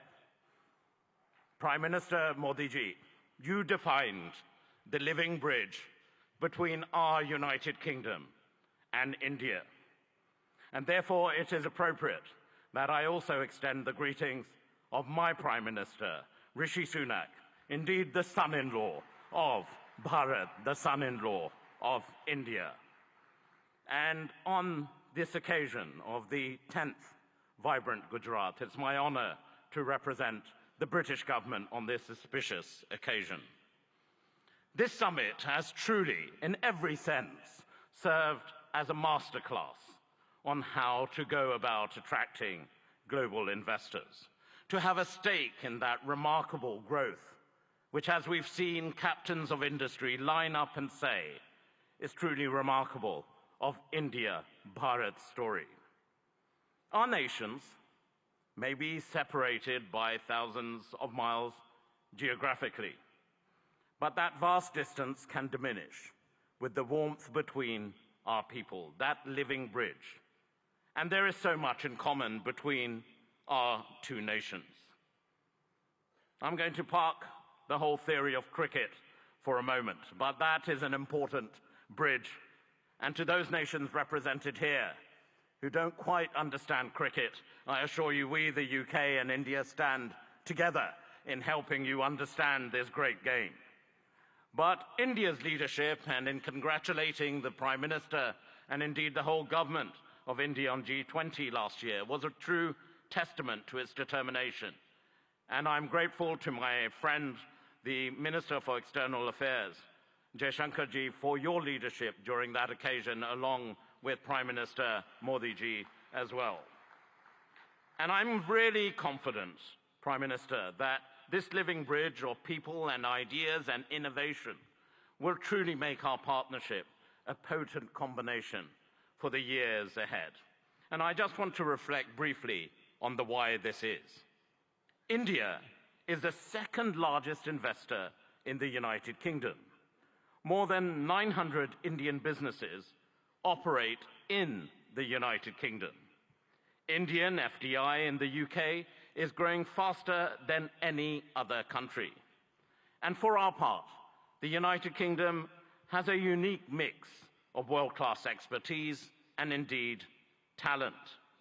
Total trade in goods between our two nations stands at over £38 billion. That's close to $50 billion. And that's increased in the last year alone by 24%. And that demonstrates the real strength between the two nations. The United Kingdom is the most globally connected economy in the G20, ranked second globally for soft power, and the first in the G7 for international research, collaboration and impact. And I know those are important sectors right here in Gujarat and for India as well. And we've heard already a great deal about green finance. London is also number one globally for green finance. And that's why we are truly ambitious. We are excited by the potential of our partnership with India and in particular with the state of Gujarat. And the United Kingdom is collaborating on many exciting projects in how we develop our relationship with Gujarat as we move forward. Take, for example, the Statue of Unity, designed by UK architects, Arab, which now stands tall as a symbol of a new, confident India. Or the JCB factory, designed by Mott MacDonald, whose machinery is now powering India's incredible infrastructure development. But, Prime Minister, Chief Minister, we want to go further. We want to do more. And of course, we understand the power of education, and we're proud of the strong association between India and the United Kingdom when it comes to our education sectors as well. When you power someone, an individual, no matter where in the world, through education, you empower them, their families, their communities, indeed their nations. And I know, Prime Minister Modi ji, what a priority this is for you. And it is also live right now. We have just signed a MOU to enable closer collaboration between our higher education institutions. We want to go further in the areas of the creative economy, nurturing artists and boosting cultural exchange. Be in no doubt, business links will continue to grow, creating jobs and prosperity, whether it's from here in Ahmedabad to Aberdeen in Scotland in the United Kingdom. Our old friendship is blossoming into a new partnership. Bharat और ब्रितानी एक बहुत गहरी दोस्ती है, एक जिंदा संबंध है. It is a true friendship, a lasting friendship, a deep friendship, and a binding friendship and partnership for today and the future. हमारी तरफ से आपको चीफ मिनिस्टर साहिब, गुजरात इस मौके पे आपका हम बहुत धन्यवाद करते हैं. Thank you so much. बहुत बहुत धन्यवाद. Namaskar. Thank you very much, sir. We now invite His Excellency Mr. Vahan Karobian, Minister of Economy, Armenia.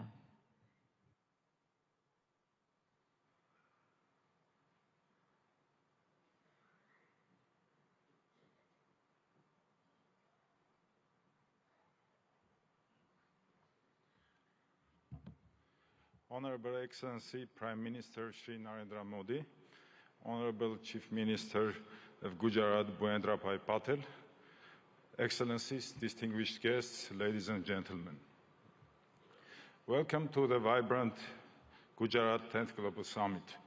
As Minister of Economy of Armenia, I'm delighted to share the remarkable strides of our nation has made, especially in the realm of technology, trade and investment.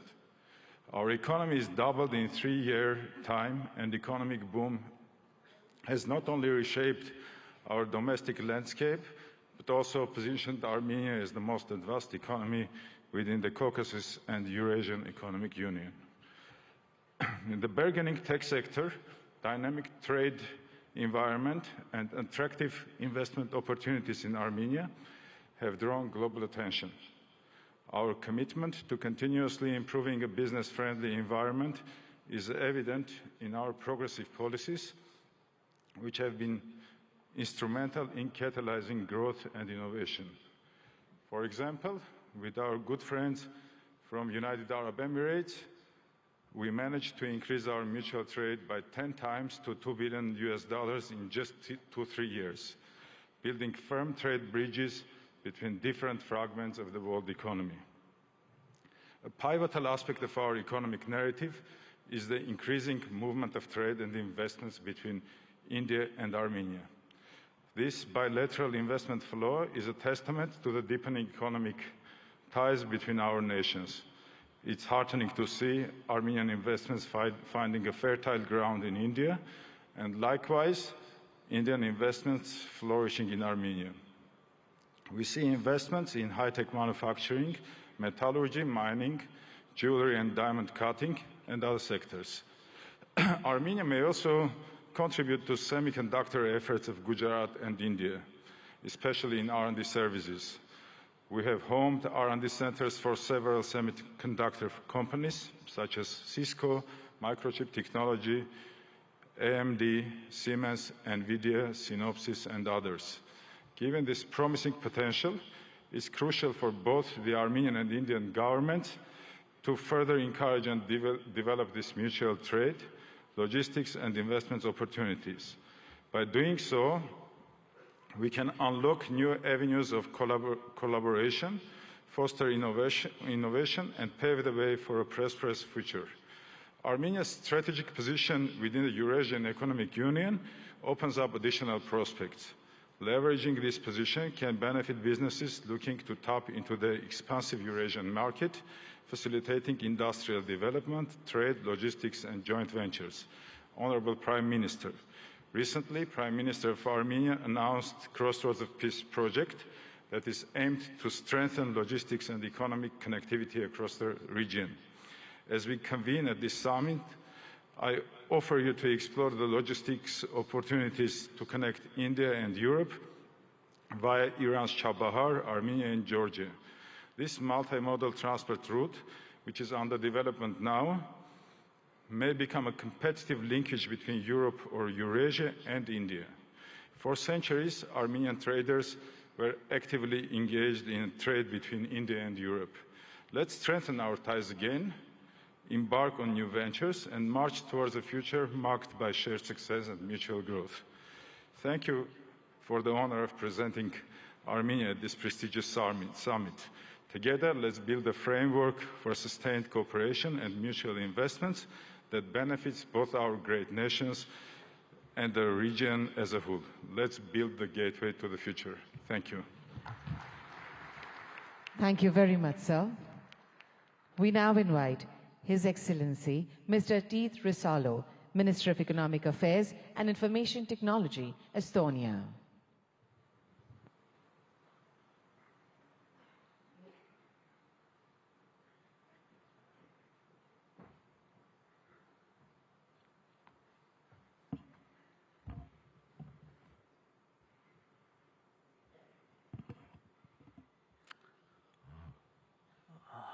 Prime Minister, Chief Minister, Excellencies, ladies and gentlemen, dear friends, Namaste, or Tere hommikust, as we say in Estonian. I believe India is a spiritual country where people believe still in miracles. And let me present you one straight away. It's me standing here representing the Republic of Estonia, free and independent country with a population of 1.4 million.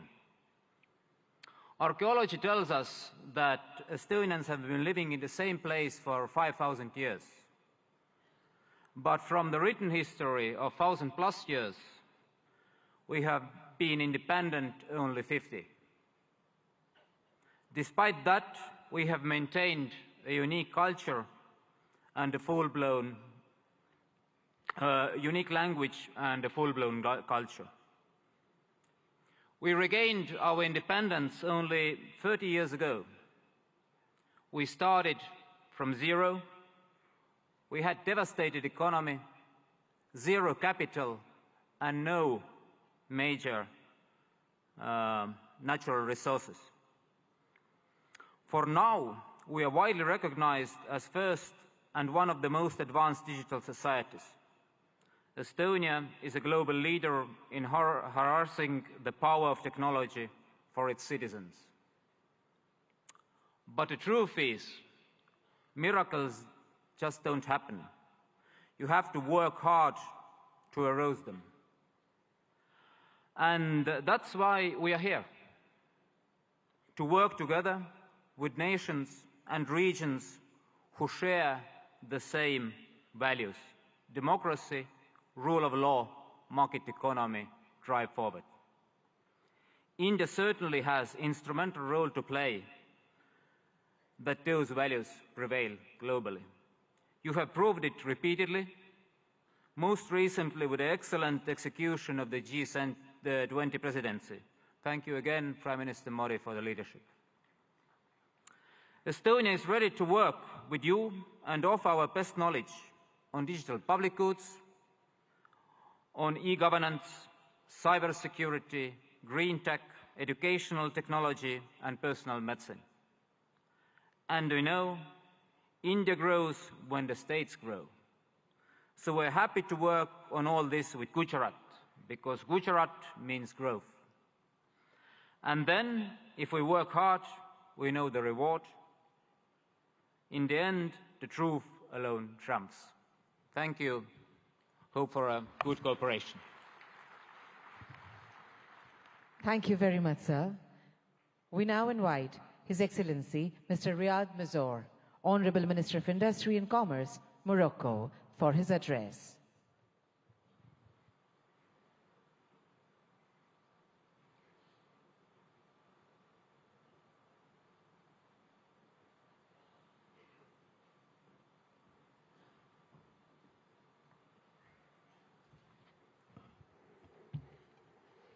Honorable Shri Narendra Modi, Prime Minister of Bharat.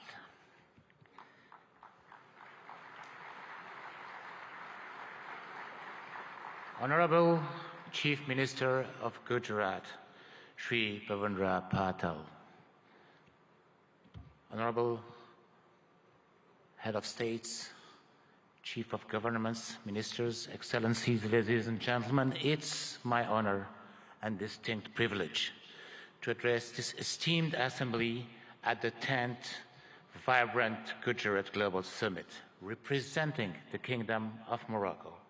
I'm deeply grateful for your gracious invitation extended to by the government of Bharat. This marks a significant milestone as Morocco proudly participates as a partner country for the second time in this globally acclaimed summit.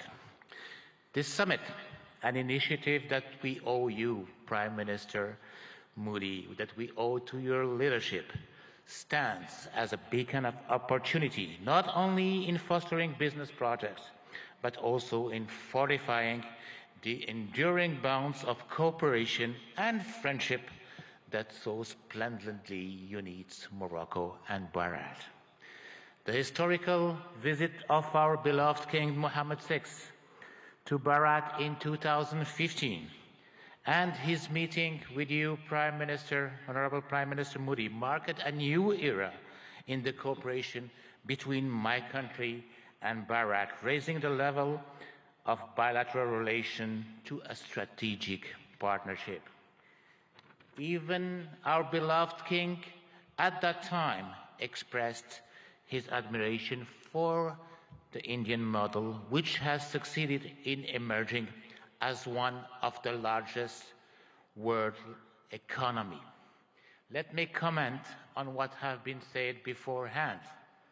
Prime Minister Modi, you made Gujarat as an engine of growth for Bharat, but you made Bharat as the engine of growth of the world. Morocco, for its part, has also evolved positively, showing a regional leadership in advanced sectors, such as automotive, aerospace, semiconductor, and fertilizer industry, coupled with a significant transformation of historical sectors such as textile and agri-food. All sectors have been performing remarkably well despite successive crises, which confirm the undeniable success of the industry policy of Morocco, Gujarat, and Bharat. Since then, our two governments have worked tirelessly to achieve the objectives set. Today, there are almost 50 agreements and MOUs signed in various sectors. Today, there are also 45 Indian companies established in Morocco, while there were only 13 in 2015. Today, our exchanges have tripled from $1.4 billion to $4.2 billion. Today, Gujarat, India, has hosted the most important Moroccan investments in Asia. This is a testimony of the great momentum that had been injected into Moroccan-Indian bilateral relations, and I'm confident this will continue to grow as both of our nations share a commitment to economic growth, sustainable development, and mutual prosperities. Ladies and gentlemen, under the guidance of our beloved King, Morocco has embarked on a transformative journey, guided by a strategic development roadmap that has steered the nation towards openness and remarkable progress. In the face of supply shocks and succession of global crises, Morocco's resilience has been extraordinary, showcasing its agility to navigate through multifaceted challenges with innovative solutions. Indeed, our country's GDP has tripled in the last 20 years, and we multiplied our manufacturing export by 6 since 2000. Today, 87% of our export are manufactured products. Today, Morocco is the first manufacturer of cars in Africa and one of the most competitive countries worldwide in producing cars and renewable energy. Well, the best and the most competitive country in producing cars is still Bahrain.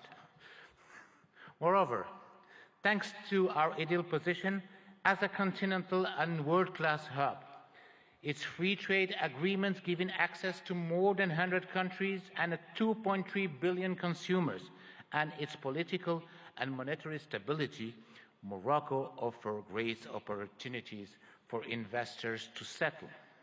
Ladies and gentlemen, given the commitment of my country in accordance with the high royal vision to the promotion of an active, solid and supportive cooperation in a spirit of co-development and shared growth, Morocco and Bahrain can work closely through a South-South triangular cooperation to promote growth in Africa, India, and in the world. Indeed, our strategic partnership should also enable our countries to develop joint initiatives that include the entire African continent in the process of industrializing and developing economies, but also to ensure food and health securities. Ladies and gentlemen, the time is ripe for Morocco and Bahrain to forge a stronger, more dynamic partnership by leveraging our respective strengths and addressing the challenges together. We can create a future marked by shared prosperity, innovation, and growth. Thank you very much. Thank you very much, sir.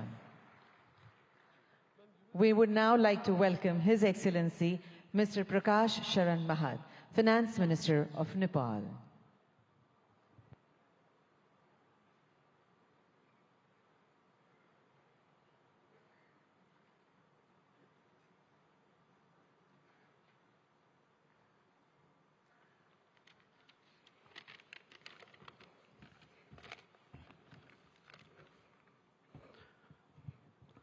Right Honorable Prime Minister Shri Narendra Modi ji, Honorable Chief Minister of Gujarat Shri Bhupendra Bhai Patel ji, distinguished participants, ladies and gentlemen, warm greetings from Nepal. Namaskar, namaste. At the outset, let me express my sincere gratitude to Honorable Bhupendra Bhai Patel ji, Chief Minister of Gujarat, for inviting me in this August gathering. I am deeply honored and privileged to be a part of this vibrant Gujarat Global Summit 2024. This global forum for business networking, knowledge sharing, and strategic partnerships for fostering sustainable and inclusive growth has now been a forum for all. Modi ji has had envisioned vibrant Gujarat concept in 2003. Under your visionary leadership, this idea of entrepreneurial spirit of Gujarat has now been translated into vibrant India. India is now a major global economic power. I also like to commend Modi ji for your transformative leadership during G20 presidency, which has brought this mechanism to a next level. That is, you have made this more inclusive and broader. Vibrant Gujarat development model, which you are translating nationwide, has been a source of inspiration for many countries, including Nepal, is now managing financial resources and technological know-how for addressing economic, social and environmental challenges of our time. Nepal and India, actually, Bharat, since thousands of years, have common places of great Hindu and Buddhist religious worships. And we are visiting each other's places since ancient times. I am happy to inform you that visitors from Gujarat are one of the largest in Nepal. I still have fresh memory of Modiji's statement delivered in our parliament in 2014, particularly your emphasis on HIT, that is highways, information ways, and transmission ways.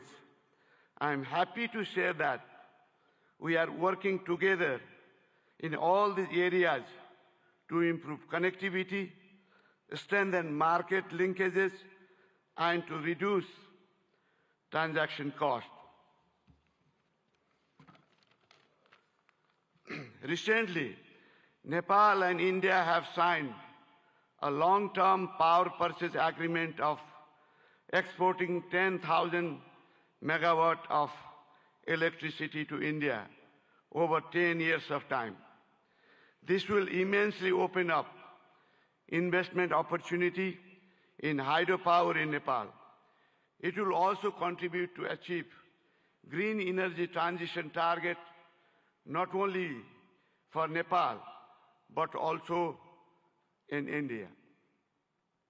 Situated between two global economic powers, Nepal has adopted liberal, market-oriented economic policy since the early 90s and is a member of several international organizations and multilateral agencies.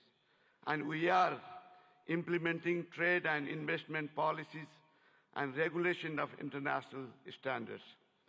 Nepal provides investor-friendly regulatory and legal framework with macroeconomic stability and rule-based democratic political system. Our legal system prohibits nationalization of private enterprises and properties. We guarantee national and non-discriminatory treatment to foreign investment. Those who have invested in Nepal are enjoying good returns on their investment. The abundant natural and educated human resources, together with potential domestic and export market, ensures attractive return for prospective investors. There are huge untapped investment opportunities in Nepal, in energy, tourism, agribusiness, and ICT.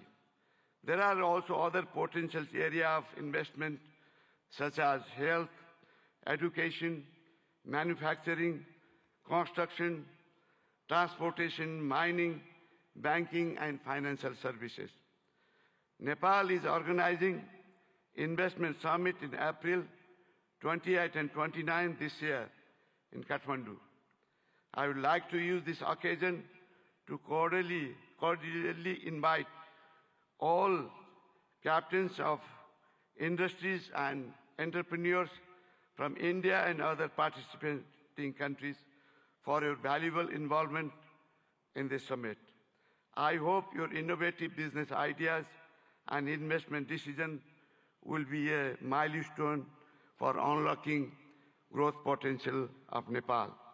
Once again, I would like to express my sincere thanks to the state government of Gujarat for providing me this opportunity to witness remarkable confluence of minds and energies in vibrant Gujarat Global Summit.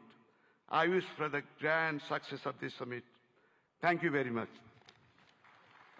Thank you very much, sir.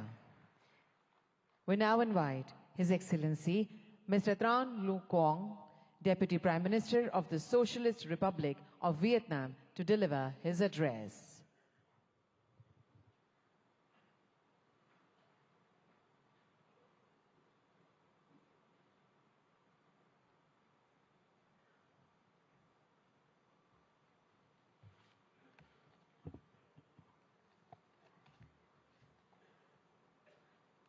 Thưa ngài Narendra Modi, Thủ tướng nước Cộng hòa Ấn Độ, thưa ngài Thủ tướng bang Gujarat, thưa các vị nguyên thủ quốc gia, người đứng đầu chính phủ các nước, thưa toàn thể quý vị.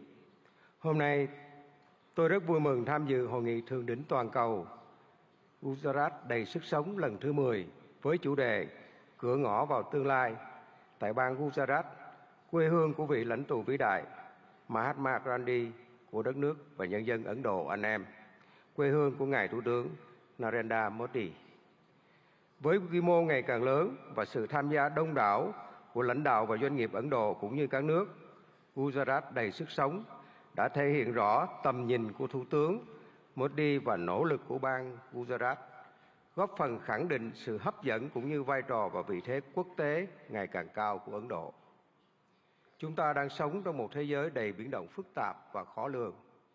Dù gặp nhiều khó khăn thách thức, song hòa bình, hợp tác và phát triển vẫn là xu thế lớn. Chúng tôi đánh giá cao việc hội nghị lần này tập trung thảo luận những động lực, xu thế phát triển mới, trong đó có kinh tế xanh, kinh tế tuần hoàn, kinh tế số, thành phố thông minh.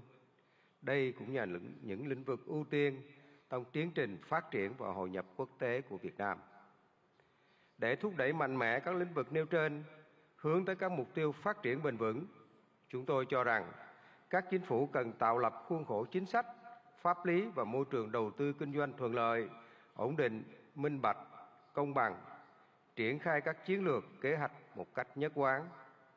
Nguồn vốn từ đầu tư công của chính phủ cần đóng vai trò dẫn dắt, đồng thời khuyến khích mạnh mẽ và thu hút hiệu quả các nguồn lực của khu vực tư nhân và đầu tư nước ngoài. Trong hợp tác quốc tế, cần đưa các lĩnh vực này thành nội dung hợp tác chủ đạo và ưu tiên dành nhiều nguồn lực hơn nữa để hiện thực hóa. Các nước phát triển cần tăng cường hỗ trợ các nước đang phát triển về vốn, chuyển giao công nghệ, kỹ thuật, quản trị hiện đại, đào tạo nguồn nhân lực. Là nền kinh tế phát triển nhanh và năng động, có quy mô lớn thứ 5 thế giới, Ấn Độ hoàn toàn có thể và đang ngày càng phát huy tốt hơn nữa vai trò dẫn dắt trong tiến trình này. Thưa tất cả quý vị, thời gian qua, quan hệ hữu nghị truyền thống và đối tác chiến lược toàn diện giữa Việt Nam và Ấn Độ không ngừng phát triển trên các lĩnh vực. Việt Nam trân trọng cảm ơn và đánh giá cao sự hỗ trợ hiệu quả của Ấn Độ trong đào tạo nguồn nhân lực, phát triển khoa học công nghệ, chuyển đổi năng lượng, chuyển đổi số. Trong thời gian tới, chúng tôi mong muốn đẩy mạnh hơn nữa hợp tác với Ấn Độ nói chung và bang Gujarat nói riêng, nhất là trong các lĩnh vực có thế mạnh của Ấn Độ và phù hợp với ưu tiên phát triển của Việt Nam. Trong đó, nhiều lĩnh vực sẽ được trao đổi tại hội nghị lần này. Là bạn, là đối tác tin cậy và là thành viên tích cực, có trách nhiệm trong cộng đồng quốc tế, Việt Nam luôn hoan nghênh và sẵn sàng tạo một điều kiện thuận lợi nhất để các doanh nghiệp Ấn Độ đầu tư, kinh doanh lâu dài ở Việt Nam. Chúng tôi tin tưởng rằng hợp tác tốt đẹp giữa Việt Nam và Ấn Độ không chỉ mang lại lợi ích cho cộng đồng doanh nghiệp và nhân dân hai nước, mà còn đóng góp tích cực cho hòa bình, hợp tác và phát triển thịnh vượng, bền vững ở khu vực và trên thế giới. Xin chúc Ngài Thủ tướng Modi, các vị lãnh đạo và toàn thể quý vị sức khỏe và hạnh phúc. Chúc hội nghị của chúng ta thành công tốt đẹp. Xin trân trọng cảm ơn.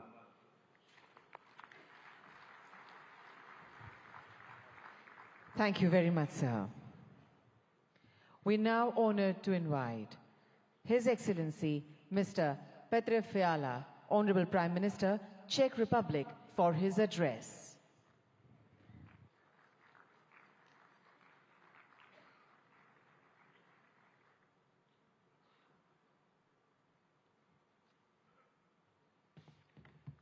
Honorable Prime Minister Modi, Chief Minister Patel, Presidents, Excellencies, ladies and gentlemen.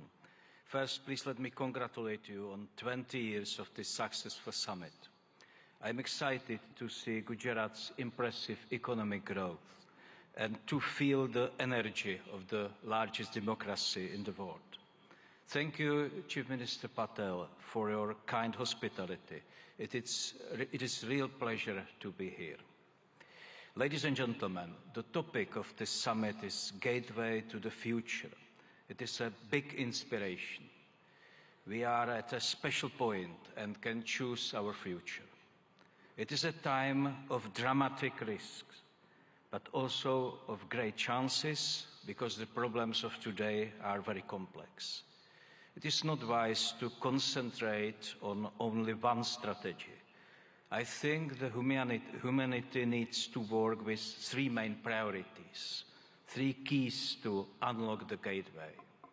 The first key is innovation and new technologies. The second key is advanced industry.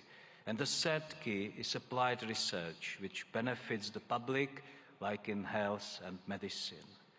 Please let me tell you about the position of the Czech Republic. The first key is innovation and new technologies.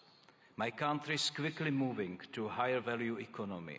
We are changing our education system, and we want stronger accent on STEM subjects. We also support innovation and partnership between universities, research institutions, and private sector. Maybe you know some innovative Czech brands. For example, the software security company Avast or the online ticketing global player Kiwi. My government is mainly interested in long-term strategic investment. This includes AI research, electromobility, and especially semiconductors. They are key for high-tech industries today, from cars to mobile phones. We also pay close attention to innovation in the energy sector. Unlike many European countries, we believe in the future of nuclear power. We have 50 years of expertise in nuclear power. Our top interest is development of small modular reactors. On this way, we want to work with leading global makers. It is also a chance to improve our Czech-Indian capacities in nuclear energy research. We are very serious about innovation in renewable energy and green digital technologies. The goal is to have reliable, efficient, and sustainable energy. This is about clean environment, and the potential for Czech-Indian collaboration is great, not only in energy, but also in wastewater treatment or in sustainable agriculture. The second key to our future is advanced industry. My country is a great exporter of high-quality industrial goods. I am sure that you know some of the traditional Czech brands. Bata, Škoda, Tatra, or Java are well established in India. Our companies are leaders in land transport. Škoda Auto produces cars here and has a new logistics center in Pune. It can be active and make India e-mobility hub of tomorrow. We also have great railway cars makers. Czech companies build wheel sets here in India. And we offer solutions for cities, trams, hydrogen buses, or smart transport systems. We have many advanced companies in the space industry. It is very strong in the Czech Republic. Their products are parts of rockets and satellites from the European Space Agency and others. Our aerospace and defense industry is always ready to help our friends in India. In all sectors of our industry, we are proud of traditional and new products and their quality. The third key is applied research in fields like healthcare and medicine. There are many major issues in public health: lifestyle diseases, sustainability of public health systems, and the new health dangers. COVID-19 is a typical example. It shows us the benefits of international cooperation, sharing results and experience, and fighting the virus faster than ever before. It also shows us the need to be prepared for other new dangers. In health and medical science, fast innovation can bring big benefits to people. Its importance will only increase. There are many bad demographic and lifestyle trends in the world today. And health and medical research is also a very important driver of future economic growth. I am very pleased that Czech Republic and Indian universities cooperate successfully in this area. Tomorrow I will visit the NIMS University in Jaipur. It has a strong focus on medical research and training of health professionals. It is an institution which applies experience of top Czech and Indian experts. Ladies and gentlemen, I briefly presented 3 areas, 3 keys which can unlock the gate to our future. With them, we have a chance for a sustainable future. It offers a better life for humanity. All of them are connected to science, technology, and innovation. This is intentional. I believe that knowledge is the most important factor for growth, well-being, and happiness. I am very happy that the partnership between India and the Czech Republic is based on this vision. We show this today together with Prime Minister Modi by endorsing our strategic partnership on innovation. The partnership covers many areas, including science, new technologies, energy, healthcare, or infrastructure. There is great potential in this joint statement. India and Czechia understand the role of innovation in solving the challenges of today. Our countries believe that the economy of the future will depend on deep cooperation. This gives me great hope that our partnership will bring concrete results for our peoples. Ladies and gentlemen, the future can bring many new problems, but we already know how to be prepared by focusing on skills and innovations and by working with trusted partners. I wish you a successful discussion and thank you.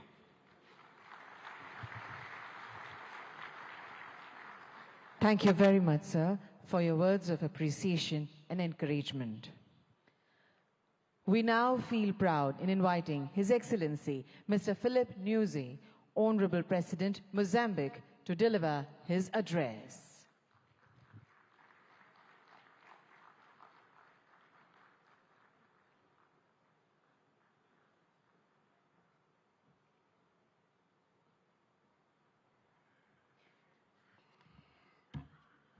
Muito obrigado. Sua Excelência Narendra Modi Ji, Primeiro-Ministro da República da Índia. Sua Excelência José Ramos Horta, Presidente de Timor-Leste. Sua Excelência Petr Fiala, Primeiro-Ministro da República Tcheca. Sua Excelência Bhupendra Patel, Ministro-Chefe do Estado de Gujarat. Senhores Ministros presentes nesta cimeira, minhas senhoras e meus senhores. Inicio a minha intervenção saudando e agradecendo a Vossa Excelência e meu irmão Narendra de Mordadas Modi, Primeiro-Ministro da Índia, pelo convite que nos foi formulado na qualidade de parceiro para participar neste evento de grande relevância para os nossos países. Aproveito a ocasião para felicitar a vossa presidência do G20, o momento histórico que conseguiu colocar o continente africano, ou seja, a União Africana, como membro permanente do G20. Saudamos de forma distinta a Sua Excelência Bhupendra Patel, Ministro-Chefe do Estado de Gujarat, ao povo e governo de Gujarat, pelo acolhimento que nos tem sido dispensado desde a nossa chegada a esta histórica cidade industrial, o maior centro de refinaria de petróleo do mundo e de corte e polimento de diamantes. Senhor Primeiro-Ministro, Excelências, em Ahmedabad me sinto em minha própria casa, pois foi daqui que adquiri conhecimentos que me têm ajudado a adicionar ao que antes tinha conseguido e, com o espírito de sempre aprender, me permite dar a minha humilde contribuição para o desenvolvimento do meu país, Moçambique. Suprabat Mara Gujarat Deshuacion. Umujamachu Habar Namaste. A República de Moçambique participa neste fórum singular de Gujarat com o objetivo de aprender e partilhar a experiência a nível estatal, empresarial, da sociedade civil e da academia, conforme está estruturado no evento.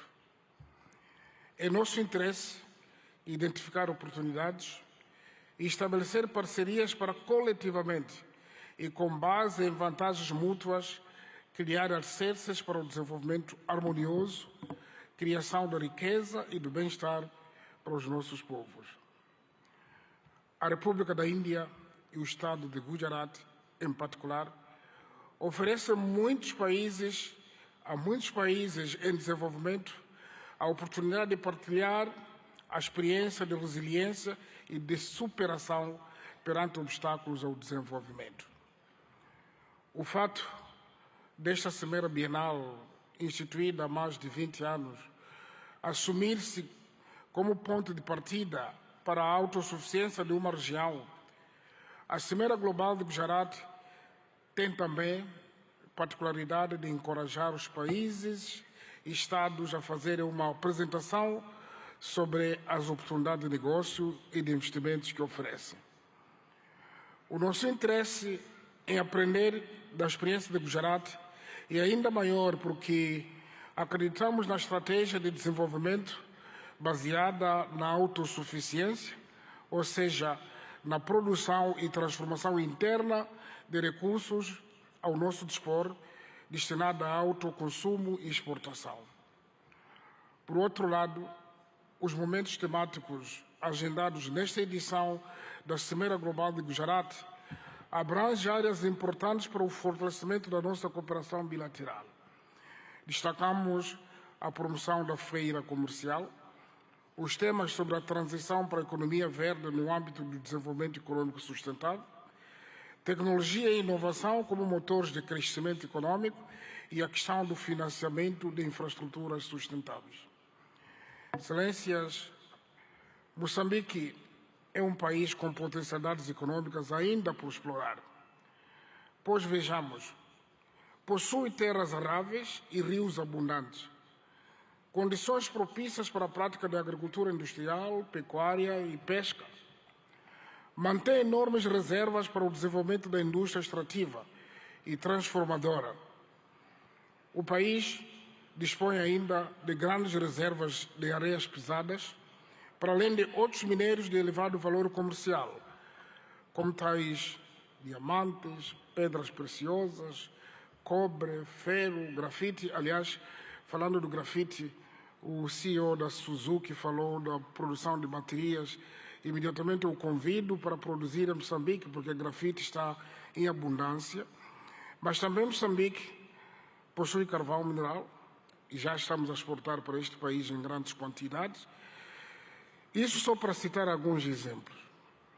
O nosso país é também conhecido como detentor de enormes potenciais energéticos, energia hídrica, eólica e solar, e estamos agora a projetar a construção de uma grande barragem hidroelétrica para mais de 1.500 megawatts. Esperamos que pode haver interesse de participar conosco ainda. Isso incluindo também uma das maiores reservas de gás natural do mundo, na bacia do Rovuma. Aliás, sei dizer que 3 empresas maiores deste país são parceiros na exploração do gás em Moçambique. Moçambique oferece igualmente oportunidades para o desenvolvimento de todo tipo de turismo, incluindo o ecoturismo. O nosso país, por ser banhado pelo nosso oceano comum, que é o Oceano Índico, permite que o canal de Moçambique seja a rota comercial estratégica de muitos países, incluindo os países de hinterland da África Austral, cujo acesso ao mar é através de Moçambique. Também desfilou neste pódio o CEO do DP World. Ele pode ser testemunho porque já estão a operar nos portos moçambicanos. Portanto, investir em Moçambique é também tirar benefício das oportunidades econômicas que a sub-região da África Austral, isto é, dos países da SADC, oferece com um mercado de mais de 250 milhões de habitantes.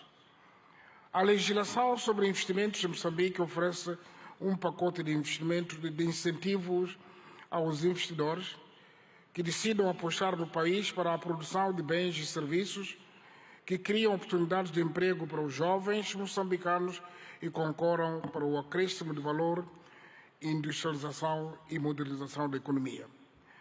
Neste contexto, para fortalecer a cooperação internacional, através da criação de parcerias produtivas, conducentes a uma rápida aceleração do crescimento econômico global e melhoria das condições de vida das nossas populações, convido mulheres, homens de negócios indianos e de todas as outras partes do mundo aqui presentes a investir em Moçambique numa base de ganhos mútuos. O governo de Moçambique tudo faz e fará de modo a assegurar uma parceria econômica em que todos saiamos a ganhar e juntos contribuamos para um mundo próspero para nós e para as futuras gerações. Termino afirmando que a meta coletiva ficou patente, que é melhorar as condições de vida da humanidade, num ambiente de paz, cooperação, solidariedade e de sustentabilidade em que se respeite e se preserve o planeta Terra, a nossa casa comum. Fazemos votos que desta cimeira brotem negócios viáveis em benefício dos nossos países e povos.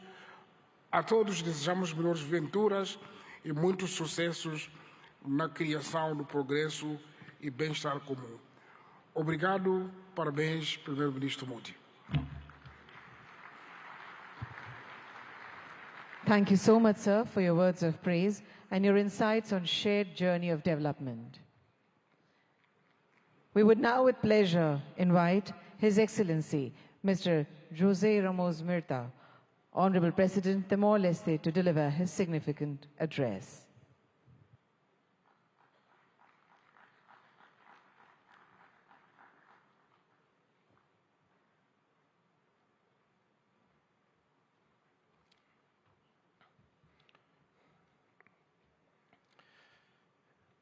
Excellency Prime Minister Modi, Chief Minister Patel, Excellency President of Mozambique, Felipe Jacinto Nyusi, Prime Minister of Czech Republic, ladies and gentlemen. It is always a real pleasure to set foot on this land of a great ancient civilization. I first visited India on a personal capacity in April 1992, having spent more than a week in Dharamsala. My first official visit was in 2003 as Senior Minister of Foreign Affairs of the newly independent Timor-Leste. I visited again India in 2013, 2014, 2015 in different capacities. In my previous position as Senior Minister of Foreign Affairs, I wholeheartedly supported India's meritful right to be a permanent member of the UN Security Council. And I'm continuing to advocate for India and for Indonesia, two Asian countries, to be permanent members of a reformed, expanded, more representative UN Security Council. As chair of, in 2014-15, of the high-level independent panel on UN peace operations, I visit Delhi for extensive consultation with leaders, including senior military officers. I work closely with the Permanent Mission of India to the UN in New York as we produce a 100-page report and recommendations on how the UN should anticipate, respond more timely and effectively to the new emerging security challenges. This is my relationship with India. My sincere appreciation for the invitation to address this prestigious international forum, my gratitude to a great visionary, transformative leader, Prime Minister Narendra Modi, who conceived the 10th Vibrant Gujarat Global Summit in 2003. Gratitude for the warm reception extended to me and members of my delegation. This forum, now renowned globally, has been a catalyst for business networking, knowledge sharing, strategic partnerships, inclusive growth, and sustainable development. The state of Gujarat, driven by an inherent entrepreneurial spirit, has emerged as an industrial leader and a favored destination for investment. Timor-Leste, for its part, represents an oasis of peace, tolerance, and stability, where fundamental rights and freedoms are strictly safeguarded. The International Media Watch, called Reporters Without Borders, based in Brussels, rates Timor-Leste number 10 globally in media freedom out of 193 countries. Timor-Leste stands out with a business environment conducive to investments, having consolidated global presence as an active member of the United Nations, the Community of Portuguese-speaking countries, CPLP, a pioneer, founder of the G7 plus fragile states, leader and spokesperson in climate change within LDCs and SIDS. We are progressing our membership process with WTO, which should happen probably in February, hoping to formally exceed by March this year. Formal ASEAN membership should occur in 2025. We are committed to creating a favorable business environment with legislation in line with international best practices, protecting foreign investments, eliminating double taxation, open PPPs, BOTs, and any other mutually beneficial modality consistent with the priorities outlined in our National Strategic Development Plan. We have a sovereign wealth fund with significant investments in U.S. Treasury bonds and other developed market bonds, and have invested significantly in equities internationally with more than 1,000 portfolios, with annual returns of over 8%. We have zero debt to commercial banks.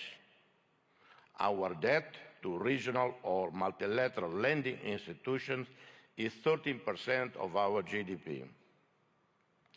Our young and vibrant diaspora present in countries such as Australia, South Korea, Indonesia, Malaysia, Portugal, the United Kingdom contribute significantly to the development of both host countries and Timor-Leste, with foreign remittances being an important part of our society well-being.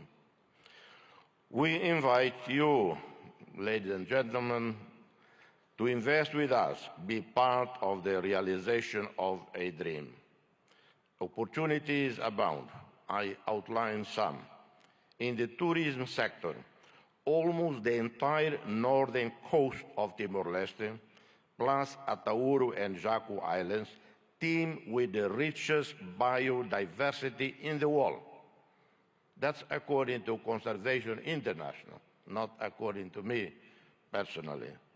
Boasting the healthiest coral biodiversity in the entire region, known as the Amazon of the seas.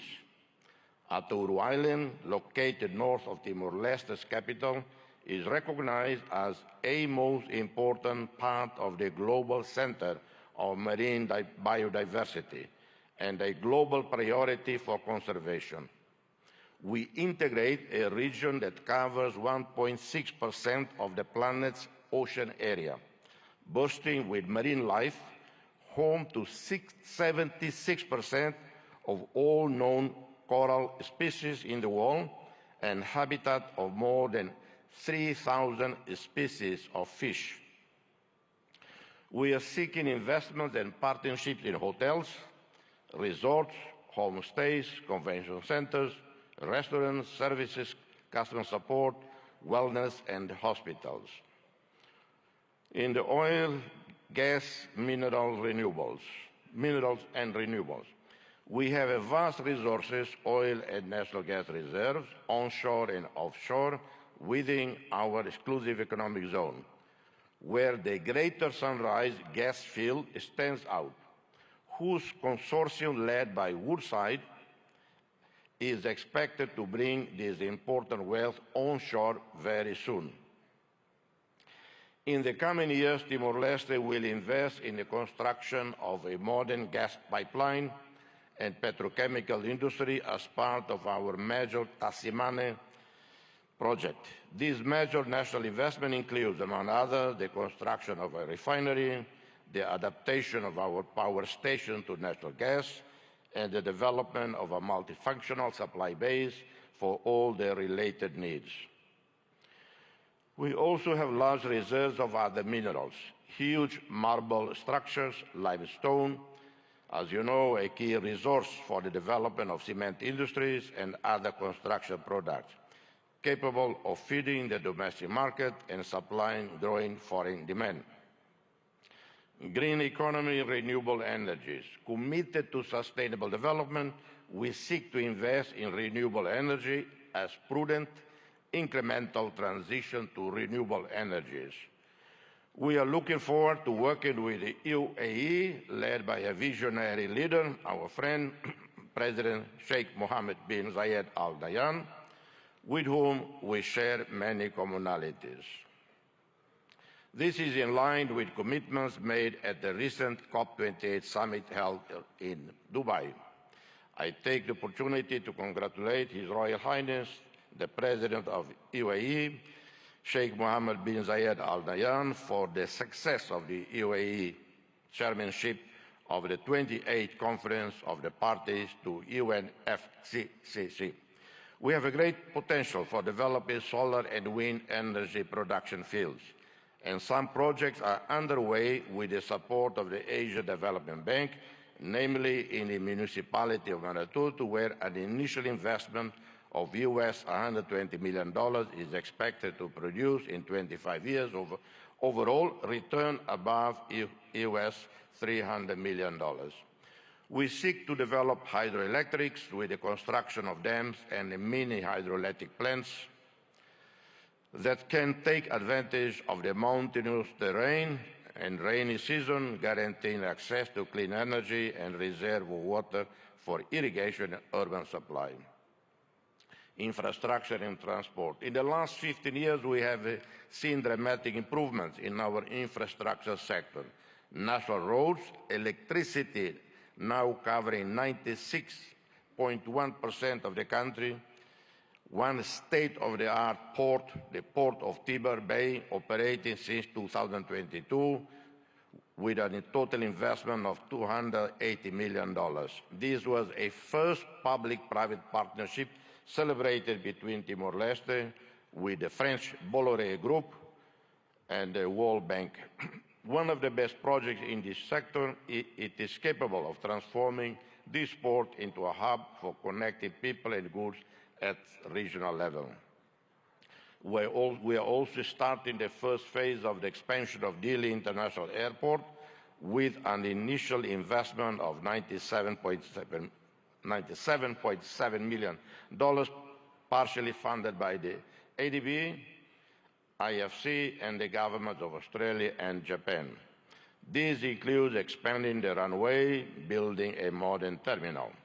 This links up to a wider program facilitating air services with other national and regional airports, combined with aircraft maintenance network capable of transforming Timor-Leste into a hub for air connectivity and its services. In connectivity, we are looking forward to the arrival onshore in Dili in 2024, 9 months from now, of a submarine cable from Port Hedland, Australia, a project funded by the Australian government. Health.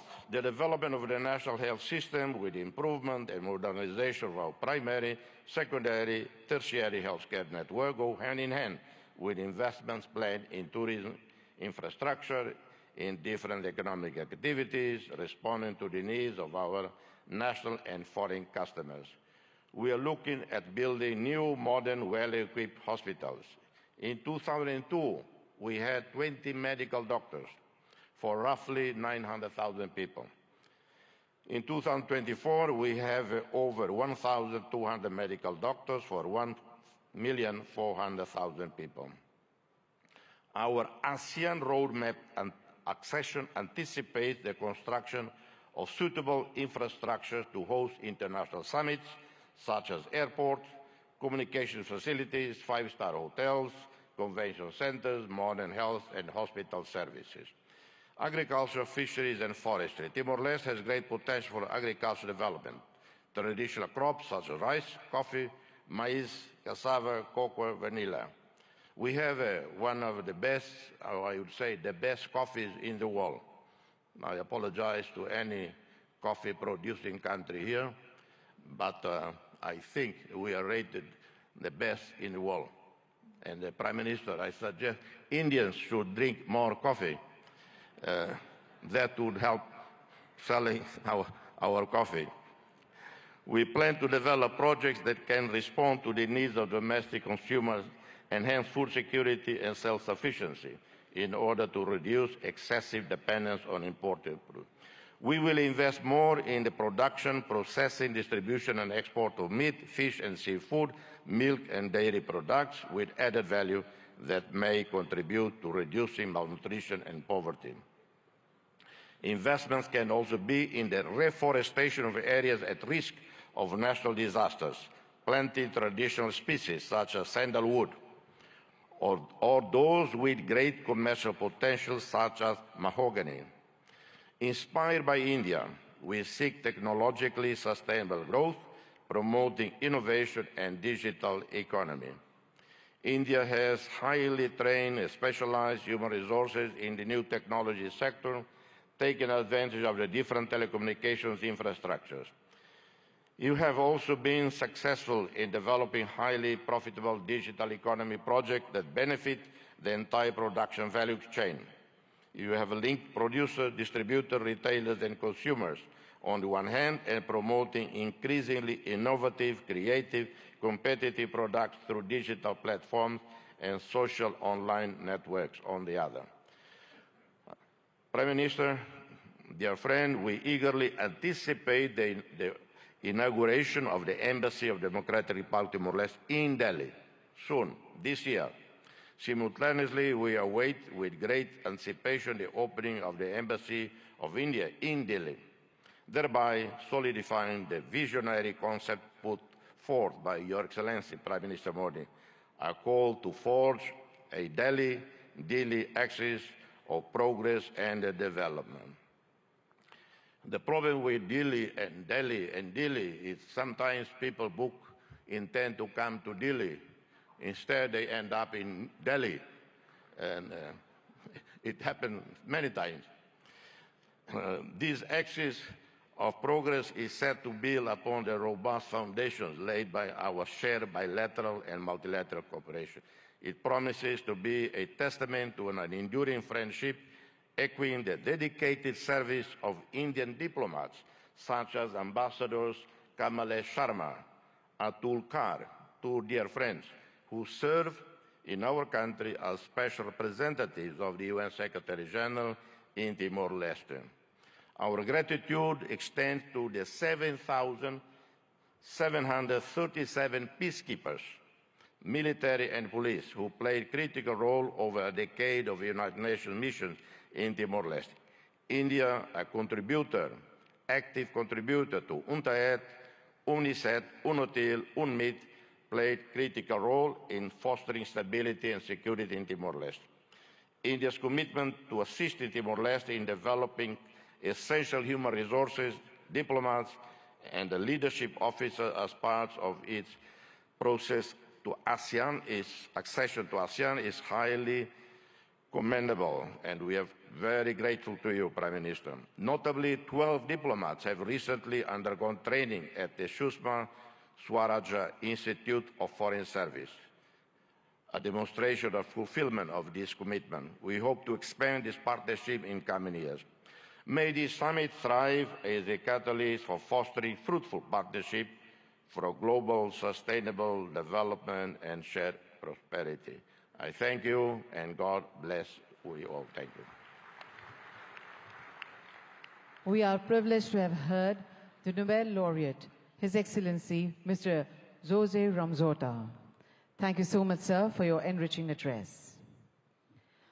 Honorable Prime Minister Shri Narendra Modi ji, a global leader rooted in the philosophy of Vasudhaiva Kutumbakam, envisions a sustainable future through initiatives like Viksit Bharat at 2047, aiming for a developed India by 2047 with a 5 trillion economy.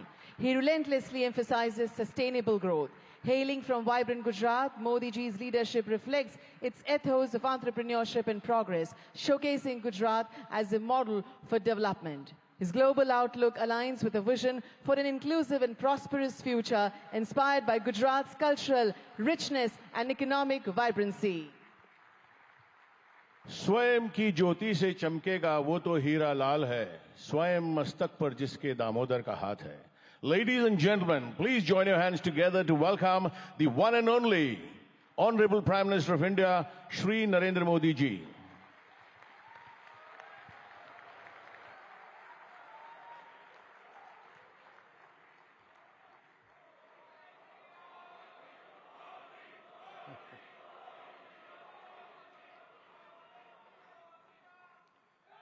His Excellency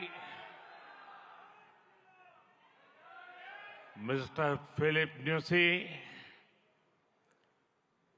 President of Mozambique, His Excellency Mr. Ramos Horat, President of Timor-Leste, His Excellency Mr. Petr Fiala, Prime Minister of Czech Republic, Gujarat के governor Acharya Devvrat जी, यहाँ के लोकप्रिय मुख्यमंत्री भूपेंद्र भाई पटेल, देश विदेश से आए हुए सभी विशेष अतिथि, अन्य महानुभाव, देवी और सज्जनों, आप सभी को 2024 की अनेक अनेक शुभकामनाएं।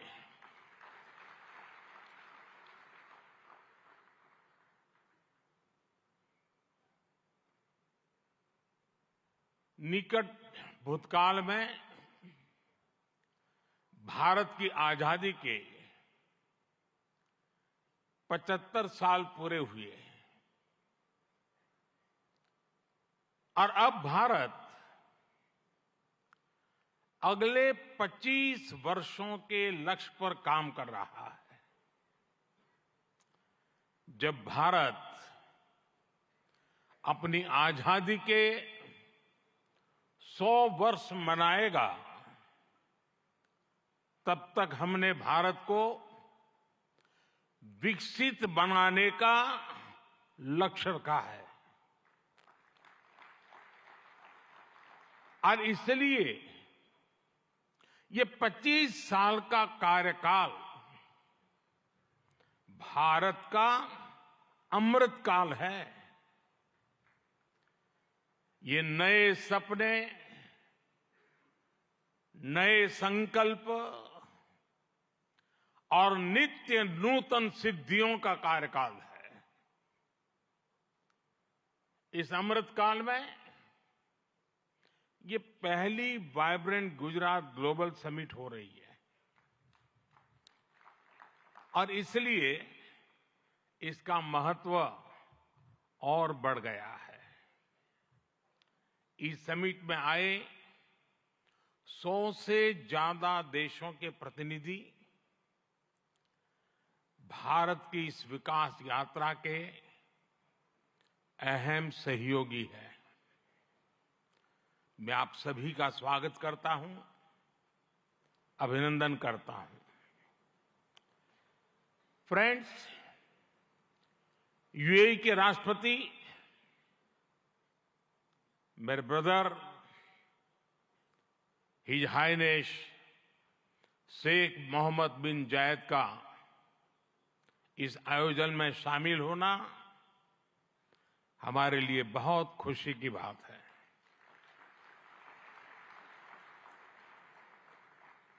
वाइब्रेंट गुजरात में इस समिट में उनका यहां चीफ गेस्ट के तौर पर उपस्थित होना भारत और यूएई के दिनों दिन मजबूत होते आत्मीय संबंधों का प्रतीक है। कुछ देर पहले हमने उनके विचार सुने। भारत को लेकर उनका विश्वास,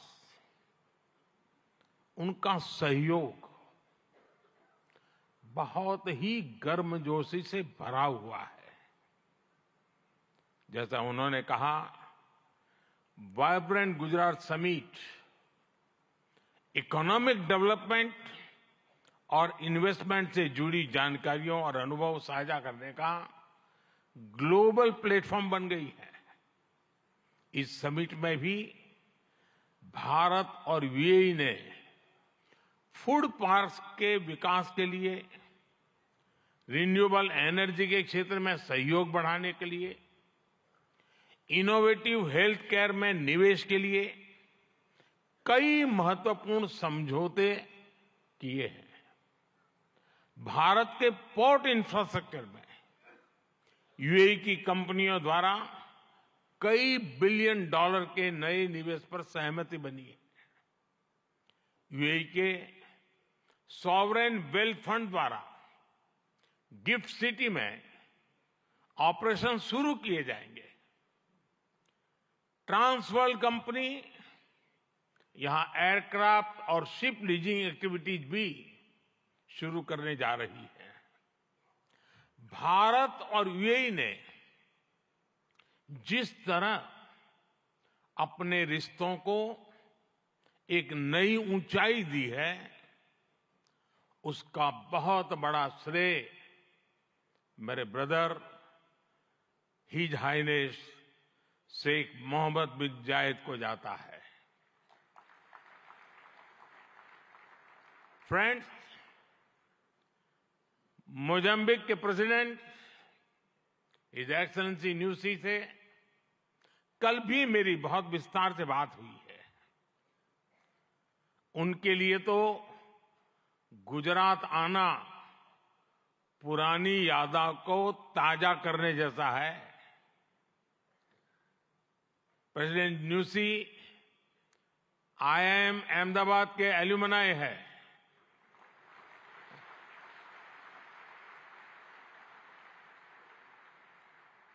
भारत के लिए गर्व की बात है कि हमारी G20 प्रेसिडेंसी में अफ्रीकन यूनियन को स्थायी सदस्यता मिली। प्रेसिडेंट न्यूसी की भारत यात्रा से हमारे संबंधों को तो बल मिला ही है, भारत अफ्रीका के बीच घनिष्ठता और बढ़ी है। साथियों, चेक के प्रधानमंत्री हिज एक्सेलेंसी पैत्र फियाला जी की ये पहली भारत यात्रा इस पद पर है। वैसे वो भारत पहले भी आए हैं। चेक लंबे समय से वाइब्रेंट गुजरात समिट से जुड़ा हुआ है। भारत और चेक के बीच टेक्नोलॉजी, ऑटोमोबाइल्स, मैन्युफैक्चरिंग जैसे सेक्टर्स में सहयोग लगातार बढ़ रहा है। हिज एक्सेलेंसी पैत्र फियाला, मुझे विश्वास है आपकी इस यात्रा से दोनों देशों के संबंध और मजबूत होंगे। हमारे यहां कहा जाता है अतिथि देवो भव, और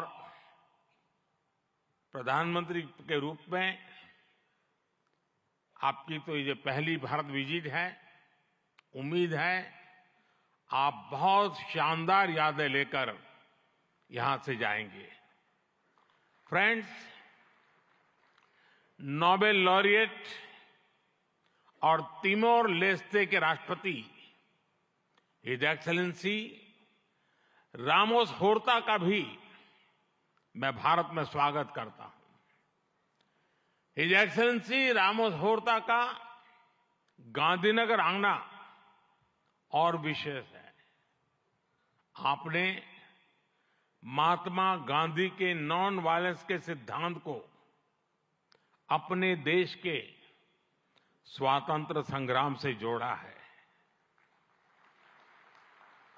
आसियान और इंडो पैसिफिक क्षेत्र में तिमोर लेस्ते के साथ हमारा सहयोग बहुत अहम है।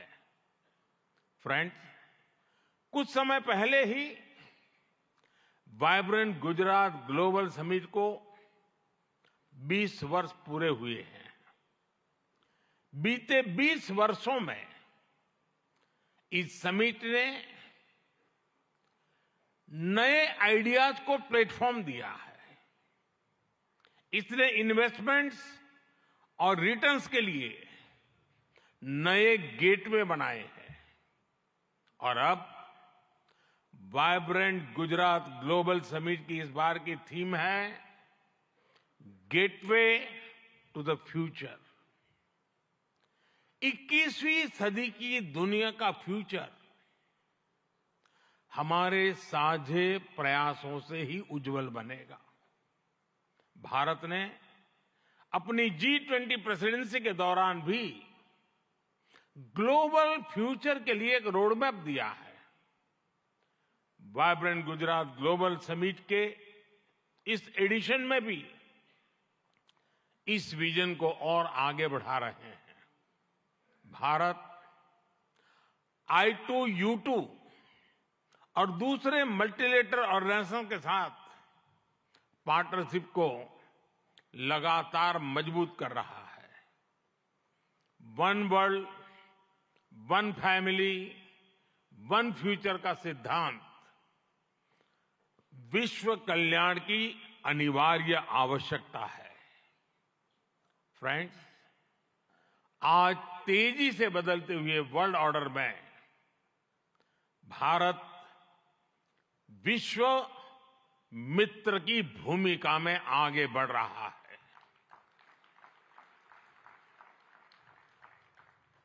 आज भारत ने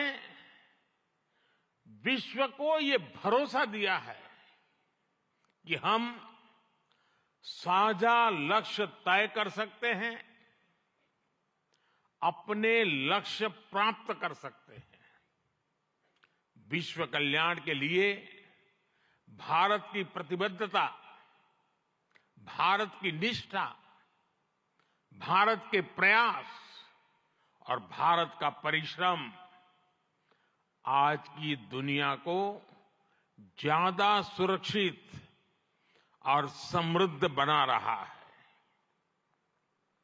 The world looks at India as an important pillar of stability, a friend who can be trusted, a partner who believes in people-centric development, a voice that believes in global good, a voice of the global south, an engine of growth in the global economy, a technology hub for finding solutions, a powerhouse of talented youth, and a democracy that delivers.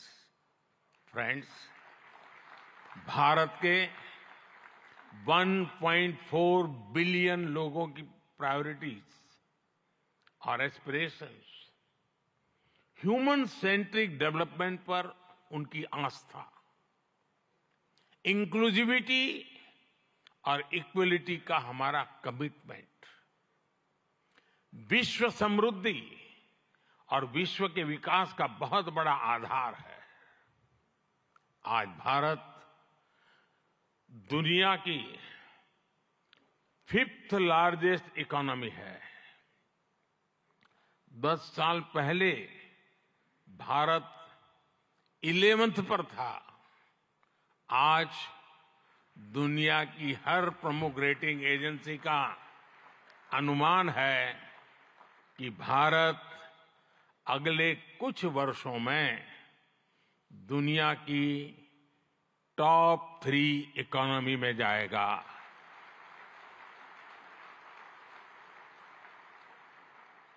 दुनिया के लोग जो analysis करना है करते रहे, मेरी guarantee है कि हो जाएगा।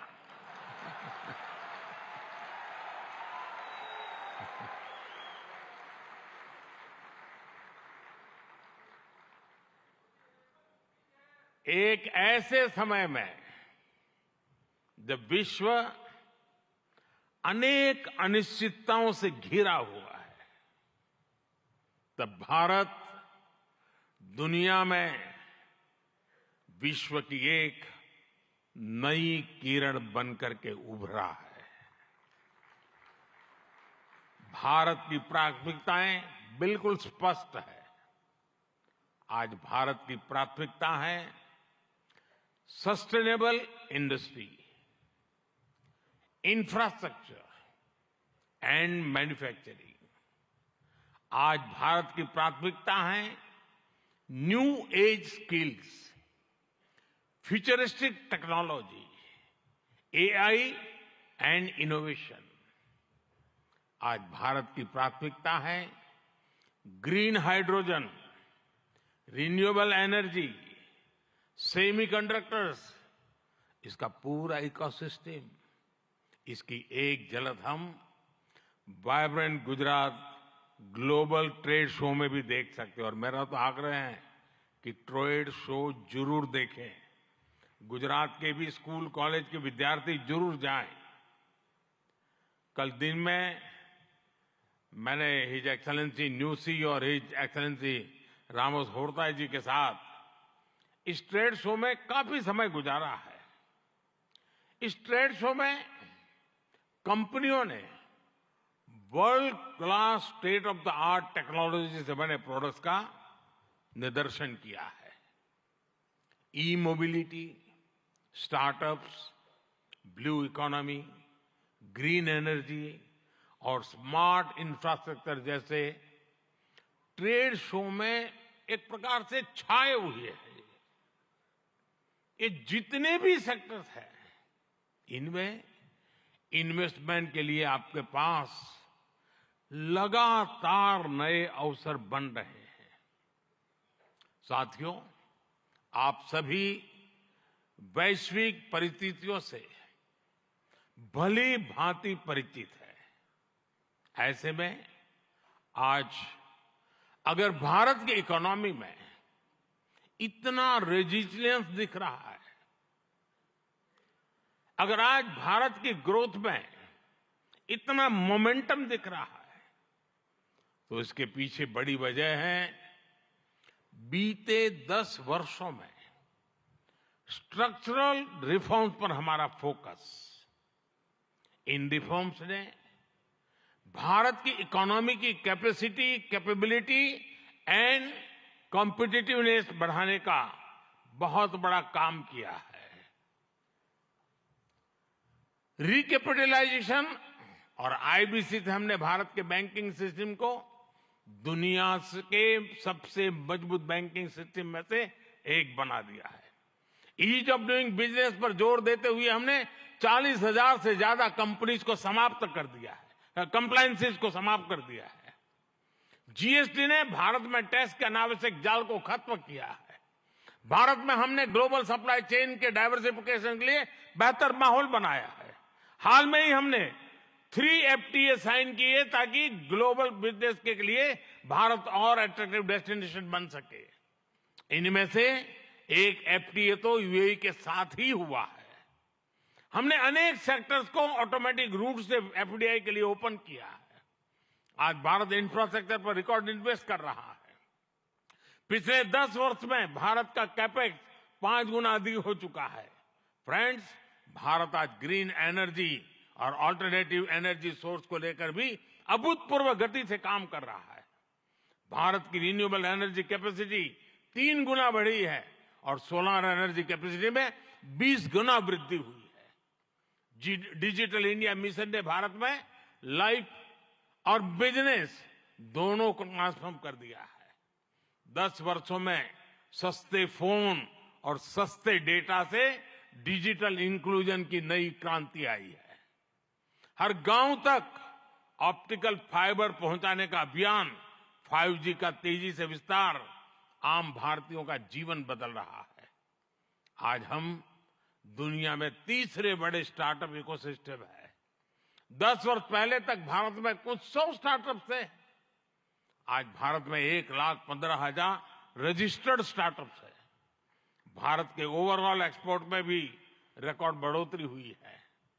फ्रेंड्स, भारत में जो ये बदलाव आ रहा है वो भारत के नागरिकों की ईज ऑफ लिविंग भी बढ़ा रहा है, उन्हें एम्पावर कर रहा है।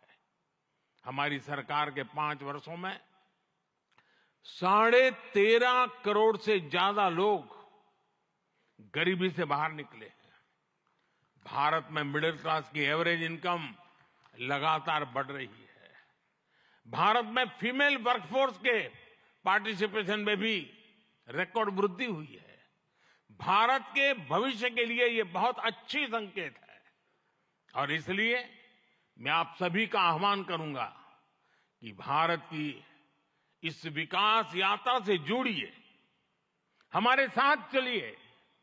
साथियों, लॉजिस्टिक्स को लेकर ईज ऑफ ट्रांसपोर्टेशन के लिए भी भारत में आधुनिक पॉलिसीज पर काम हो रहा है।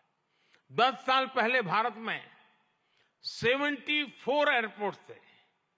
आज भारत में 149 एयरपोर्ट्स हैं। भारत का नेशनल हाईवे नेटवर्क पिछले 10 सालों में करीब करीब 2 गुना हो चुका है।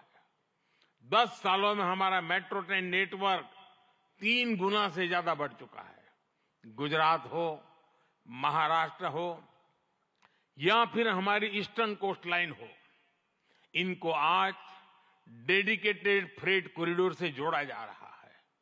भारत में आज अनेक नेशनल वाटरवेज पर एक साथ काम चल रहा है। भारतीय पोर्ट्स का टर्न अराउंड टाइम आज बहुत कॉम्पिटिटिव हो गया है। G20 के दौरान जिस India middle east Europe economic corridor की घोषणा हुई है वो भी आप सभी इन्वेस्टर्स के लिए बहुत बड़ी बिजनेस अपॉर्चुनिटी है। फ्रेंड्स, भारत के कोने कोने में आपके लिए नई संभावनाएं हैं। वाइब्रेंट गुजरात समिट इसके लिए भी एक गेटवे की तरह है, गेटवे टू द फ्यूचर। और आप भारत में सिर्फ इन्वेस्टमेंट ही नहीं कर रहे बल्कि यंग क्रिएटर्स और कंज्यूमर्स की एक नई जनरेशन को भी शेप कर रहे हैं। भारत के एस्पिरेशन से भरी यंग जनरेशन के साथ आपकी पार्टनरशिप को वो रिजल्ट लाकर दिखा सकती है जिसकी आपने कभी कल्पना भी नहीं की होगी।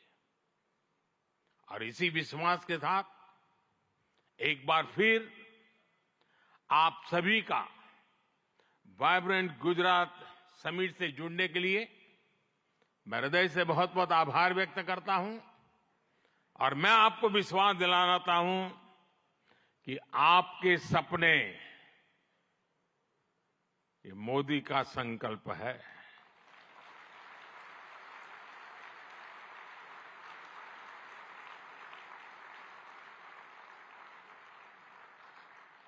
आपके सपने जितने बड़े होंगे मेरा संकल्प भी उतना ही बड़ा होगा। आइए, सपने देखने के अवसर अनेक हैं, संकल्प पूरा करने का सामर्थ्य भी मौजूद है। बहुत बहुत धन्यवाद।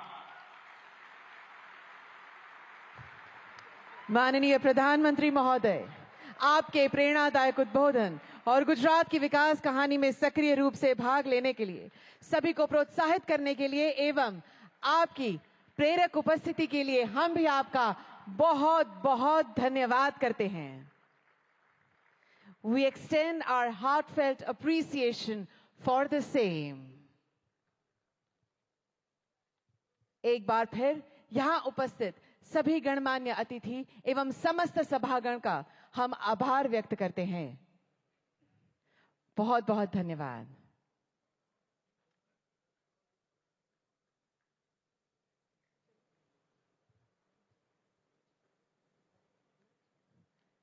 Thank you very much, Honorable Prime Minister, sir.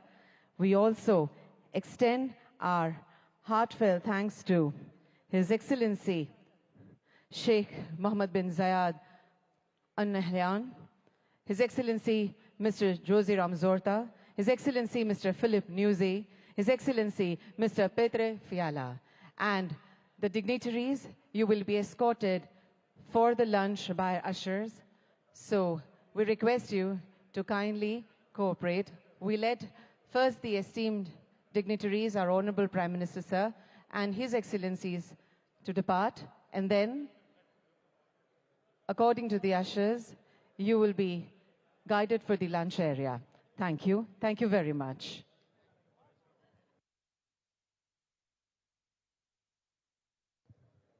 There is a humble request to everyone who used the handsets for the interpretation. Kindly leave them on the chairs. Thank you very much.